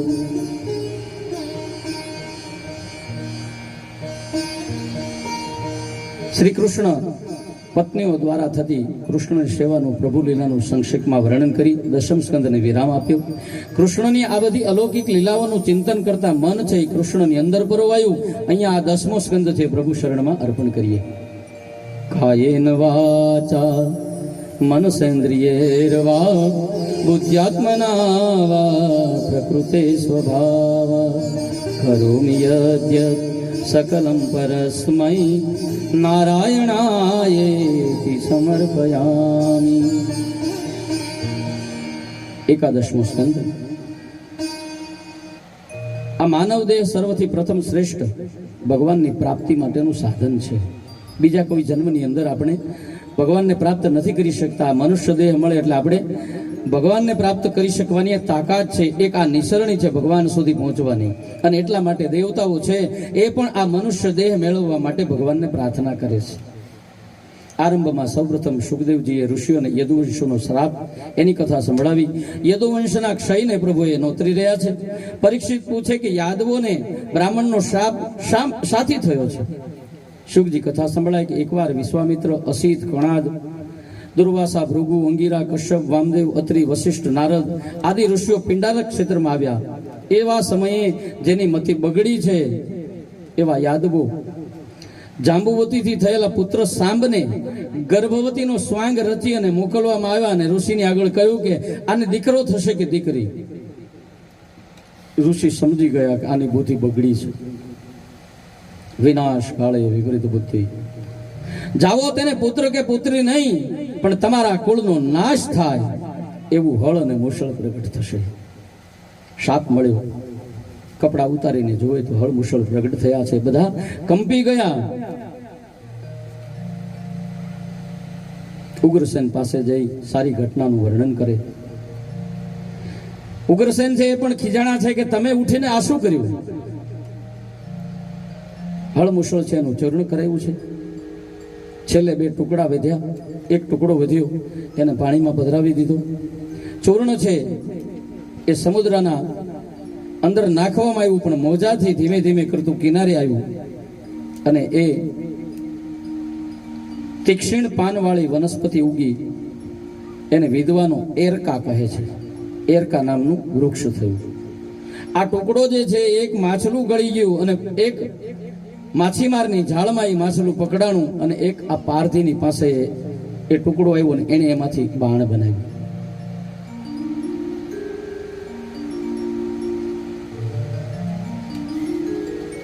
પ્રભુએ પોતાના માટે પણ તૈયારી કરી લીધી છે. અહીં દ્વારિકામાં વસુદેવજી બિરાજ્યા હતા. નારદને દર્શનનું કોઈ પણ બહાનું જોઈએ એટલે પ્રભુ પાસે આવ્યા. વસુદેવે નારદનું સ્વાગત કર્યું. દેવર્ષિ તમે કુશળ છો?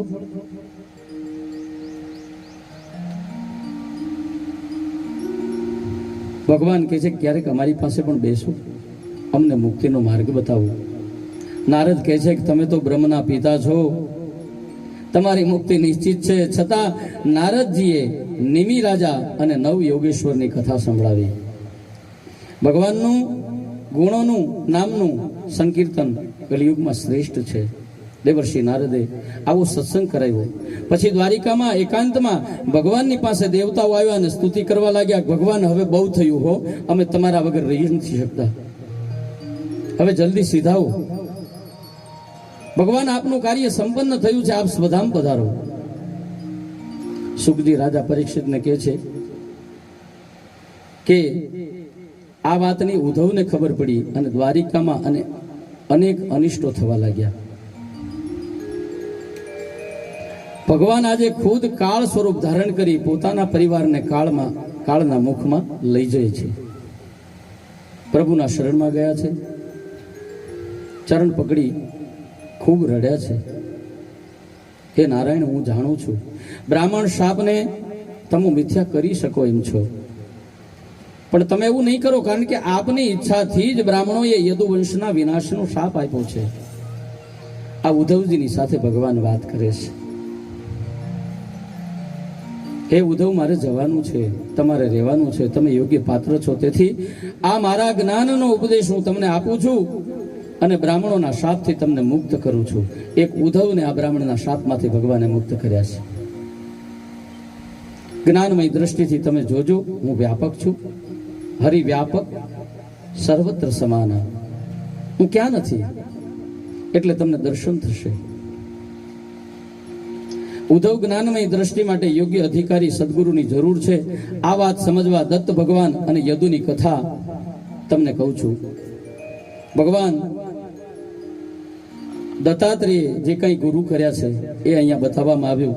પૃથ્વી છે, વાયુ છે. પૃથ્વીને શું કામ ગુરુ કરી? તો કે એનો ક્ષમાનો ગુણ છે. વાયુ અસંગતતા, કોઈ એક વસ્તુને વાયુ પકડીને ચાલતો નથી. અહીંયા અત્તરની સુગંધ આવતી હોય, પાછળ ગટર હોય તો ત્યાંથી વાયુ એમાં પણ ભળી જાય ને એ ગટરની પણ ગંધ આવતી હોય. અસંગતતા, કોઈનો સંગ સતત કરવો નહીં. આકાશ, વરસાદ વરસે, વાદળ નથી ભીંજાતા, એટલે ગમે તેવું દુઃખ પડે તો એ તકલીફમાં આપણે પોતે ભીંજાવવું નહીં, અને પોતે બળતું પણ નથી. જળ, શીતળતા, સ્વચ્છતા અને મધુરતા. અગ્નિ, સર્વભક્ષી છતાં પવિત્ર છે, કોઈથી દબાવવું નહીં. ગમે ત્યાં અગ્નિ લાગે કોઈથી દબાય નહીં. ચંદ્ર, શુક્લ પક્ષમાં વધવું અને કૃષ્ણ પક્ષમાં ઘટવું. સમય આવે ત્યારે નાનું બની જવું ને સમય આવે ત્યારે મોટું બનવું. સૂર્ય, સળગે છે એમ સળગીને બીજાને પ્રકાશ આપવો. આપ બળે કલ ખૂણે ધૂપ બધે પ્રસરન, એવા જગમાં જન્મિયા અગરબત્તી નહીં સંગ. બોલો, કોઈના ઉપર આસક્તિ કરવી નહીં. અજગર, સંતોષનો ગુણ, જે મળે એમાં સંતોષ માનવાનો. અજગર સામે ચાલીને શિકાર કરવા નથી જતો, એ જ્યાં પીડ્યો હોય ત્યાં પીડ્યો રહે. એની નજરની સામેથી કોઈ પણ પશુ પક્ષી નીકળે એટલે એ એનો શિકાર કરે. સમુદ્ર, ધીર ગંભીરતા.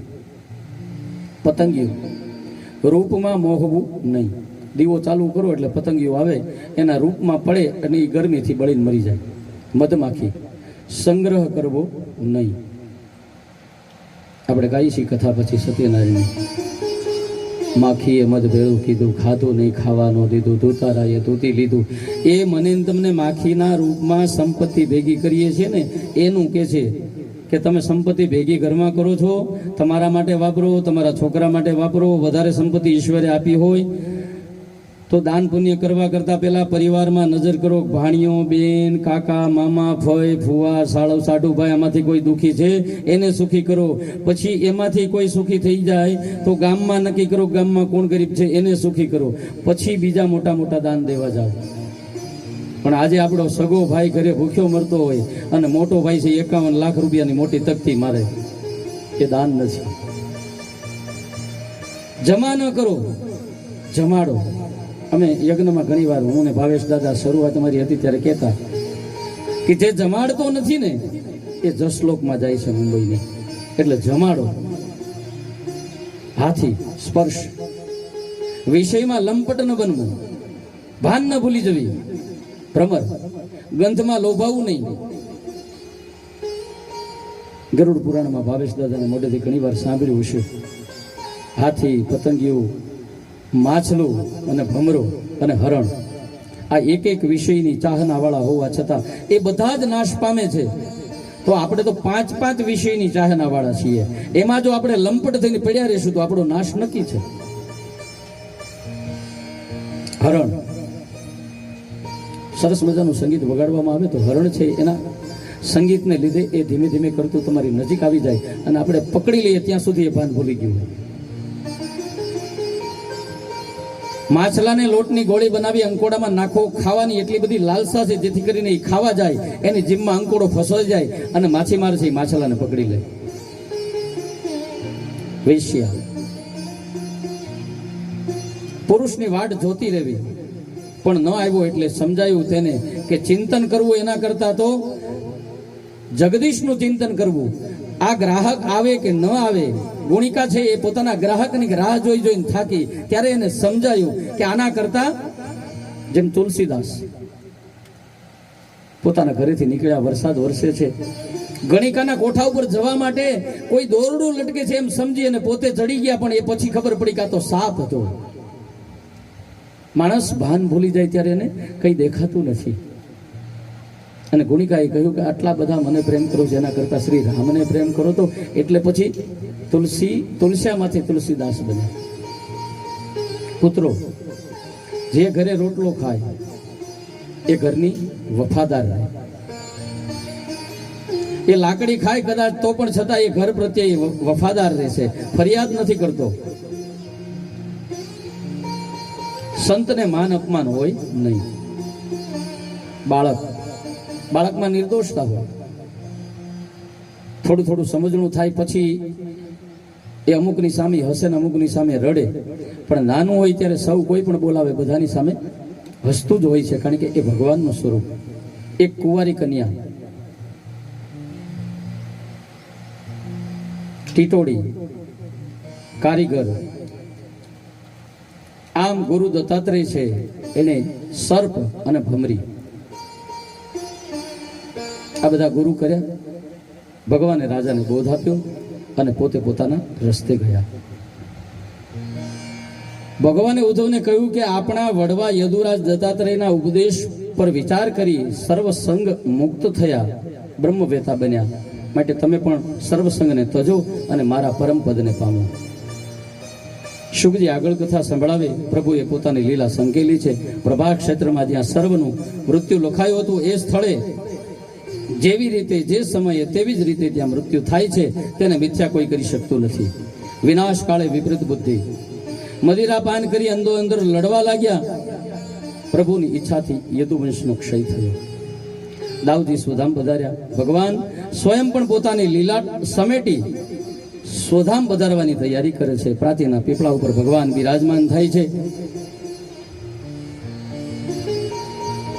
અને આ બાજુથી જે પેલું હિલ છે એને માછલાના પેટમાંથી જે બાણનું બટકું મળ્યું હતું એ લઈ અને ભગવાન પોતાના જમણા પગની ઉપર ઠેરવીને બેઠા છે. એટલે એને એમ લાગ્યું કોઈ હરણની મુદ્રા છે અને એને ત્યાંથી બાણ છોડ્યું. ભગવાનના પગમાં આ ઝેરી લોઢું હતું, જેથી કરી અને જોત જોતામાં પ્રભુ છે એને પણ પોતાના સ્વધામ જવાની તૈયારી કરી. જોત જોતામાં રથ આવ્યો. પ્રભુ શ્રી કૃષ્ણ પરમાત્મા એની અંદર બિરાજમાન થયા અને રથ અદૃશ્ય થયો. બોલીએ કૃષ્ણ કનૈયા લાલ કી જય. દેવતાઓ જોતા રહી ગયા. ભગવાન ચતુર્ભુજ સ્વરૂપે પૃથ્વી ઉપરથી તિરોધાન થયું. ક્યાં માર્ગે પ્રભુ સ્વધામ ગયા એની કોઈને હજી સુધી ખબર પડી નથી. શ્રી કૃષ્ણ 125 વર્ષ આ ધરતી ઉપર રહ્યા. એમાં 11 વર્ષ ગોકુળની લીલા થઈ, 14 વર્ષ મથુરાની લીલા થઈ અને 100 વર્ષ દ્વારિકાની લીલા થઈ. પણ એક પણ વાળ ધોળો નહોતો થયો. એનો થોડો થાય.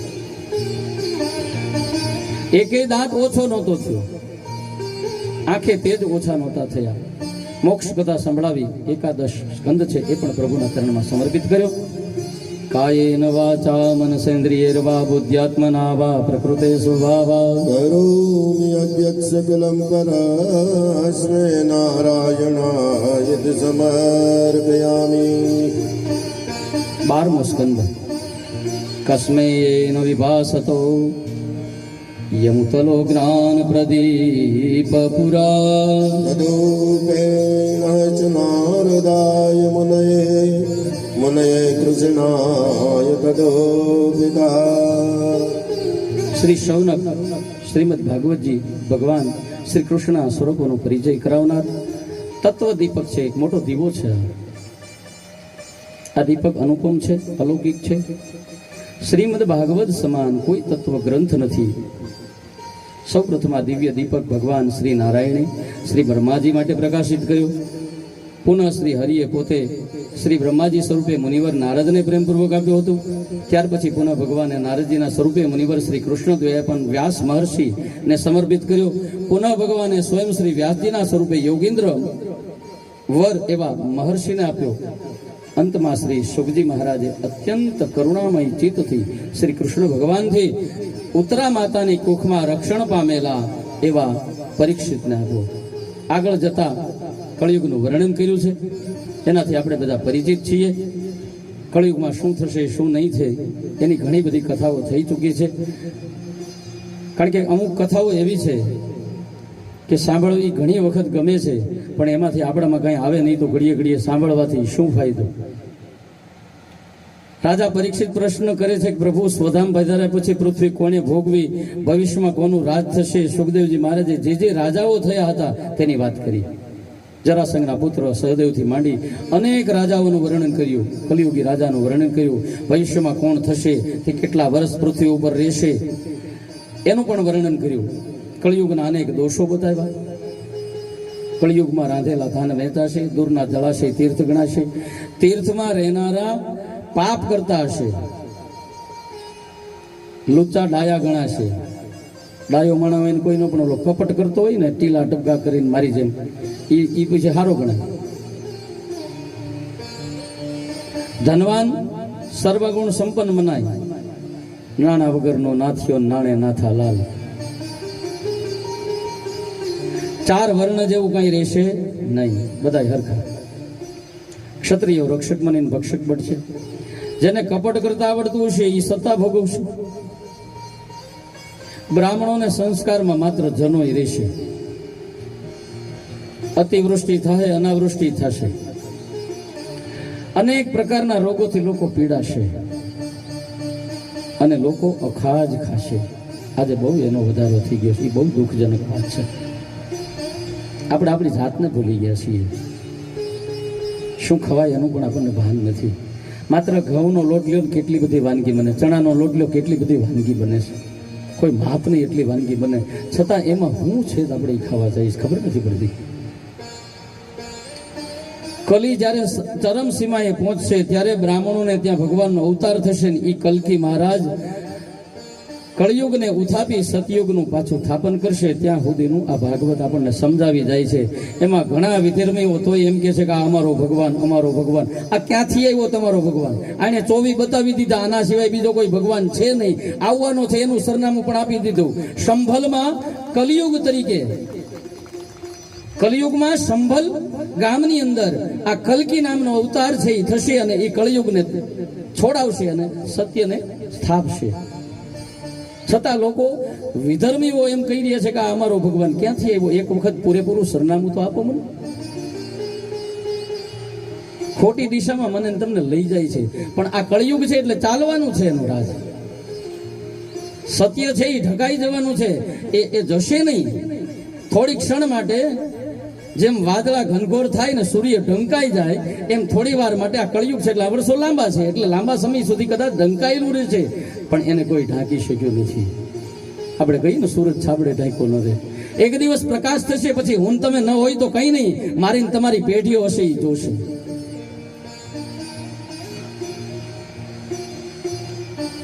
કળિયુગના સારા ગુણો છે એનું વર્ણન કર્યું છે કે બીજા બધા જે યુગો છે એમાં હજારો વર્ષ તપશ્ચર્યા કરો ત્યારે ભગવાન મળે છે.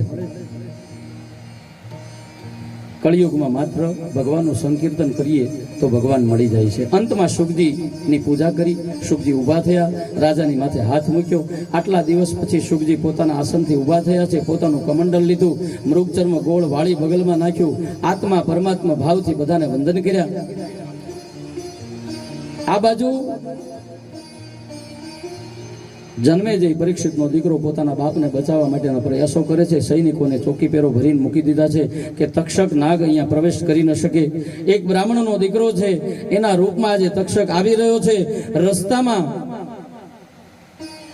એને રોકે છે લાલચ આપીને કે ભાઈ તને ઘણું બધું ધન આપું, તું ના જતો. છતાં પણ આજે એક ફ્રૂટ જે ભગવાનને ધરવાનું છે એ ફ્રૂટની અંદર નાનો કીડો બની અને આ તક્ષક પ્રવેશ કરે છે. હોની કો કોઈ નહીં ટાળ શકતા. પરીક્ષિત જ્યાં બિરાજમાન છે, સમય થયો, તક્ષક રાજાને દંશ દેવા નીકળી ચૂક્યો છે બ્રાહ્મણના રૂપમાં. ગંગા કિનારે શું કામ જાય છે? તો કે પરીક્ષિતને બચાવવા માટે જાઉં છું. તો કે કેમ? તો કે મારી પાસે સંજીવની વિદ્યા છે. હું પરીક્ષિતને તક્ષક કરડશે તો પણ હું એને બચાવી લઈશ. ત્યારે ભૂદેવને તક્ષક ઘણું બધું ધન આપીને ત્યાં રોકી લે છે. સફરજનની અંદર કીડો બની અને તક્ષક પહોંચી જાય છે અંદર. તક્ષક આવે છે, એને પણ પસ્તાવો થાય છે કે આવા પવિત્ર, આવા દયાળુ, આવા ભાગવત વ્યક્તિ, અને એને ડંખ મારીને મારે એને મૃત્યુને શરણ કરવાનું. આ મારો વારો આવ્યો? વિચાર કરો કેટલો પવિત્ર માણસ હશે. પણ બ્રાહ્મણ બાળનો શાપ મિથ્યા ન થાય. તક્ષક ગુપ્ત રીતે આવે અને રાજા પરીક્ષિતને દંશ દીધો છે. પણ એ પહેલા રાજા પરીક્ષિત તો બ્રહ્મલીન થઈ ચૂક્યા છે. તક્ષકના કાતિલ ઝેરથી રાજા પરીક્ષિતનો દેહ છે એ બળીને ભસ્મ થયો. અગ્નિ સંસ્કારની પણ જરૂર ના પડી. પરીક્ષિતનો મોક્ષ થયો. સ્વર્ગમાં જાણે કે તેનું સ્વાગત થયું હોય એમ દેવતાઓ દુંદુભી વગાડવા લાગ્યા. ધરતી ઉપર પુષ્પની વૃષ્ટિ થઈ છે. જય ઘોષ થવા લાગ્યા. પરીક્ષિત મહારાજનો જય હો, પરીક્ષિત મહારાજનો જય હો, સુખદેવજી મહારાજનો જય હો. પછી જે ગુસ્સે થયેલા જન્મેજીએ એને સર્પ સત્ર કર્યો. એ કથા સંભળાવી. 18 પુરાણોનું વર્ણન, તેના શ્લોકની સંખ્યા બતાવી. વેદનો વિભાગ, વેદોની શાખા, પુરાણોના લક્ષણ, એનું વર્ણન કર્યું. હવે આ કથા નૈમિષારણ્યમાં વિરામ પામે. કથાને વિરામ આપતા અંતે સુતજીએ વિભુને વંદન કર્યા. પ્રારંભમાં પણ સત્યમ પરમ ધીમહિ અને અંતમાં પણ સત્યમ પરમ ધીમહિ, કારણ કે સત્ય સિવાય દુનિયામાં કાંઈ રહેતું નથી. ભગવાન વાસુદેવ કૃષ્ણને નમસ્કાર. સૂત પુરાણીના મુખમાં નીકળતા પહાડી શબ્દો નૈમિષારણ્યના ઝાડવામાંથી પરિવર્તની આ ગિરિકંદરાઓમાં પડઘા બની ઉઠતા હતા. 88,000 ઋષિમુનિની સભા બેઠી હતી. આજે કથાની પૂર્ણાહુતિ હતી.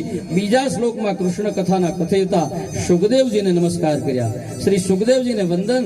અંતે સૂત પુરાણીએ માગણી કરી કે જન્મો જન્મ, ભવો ભવ આપના ચરણાર વિંદની ભક્તિ અમને પ્રાપ્ત થાય. આ સિવાય અમારે બીજું કંઈ જોતું નથી. આ મનુષ્ય યોની ઉત્તમ યોની છે. એમાં શુભ કર્મોથી આત્માને, પોતાની જાતને જાણી શકાય છે, ઈશ્વરને મેળવી શકાય છે. અહીંયા આપણું ભાગવત પણ વિરામ પામે છે. બોલીએ કૃષ્ણ કનૈયા લાલ કી જય.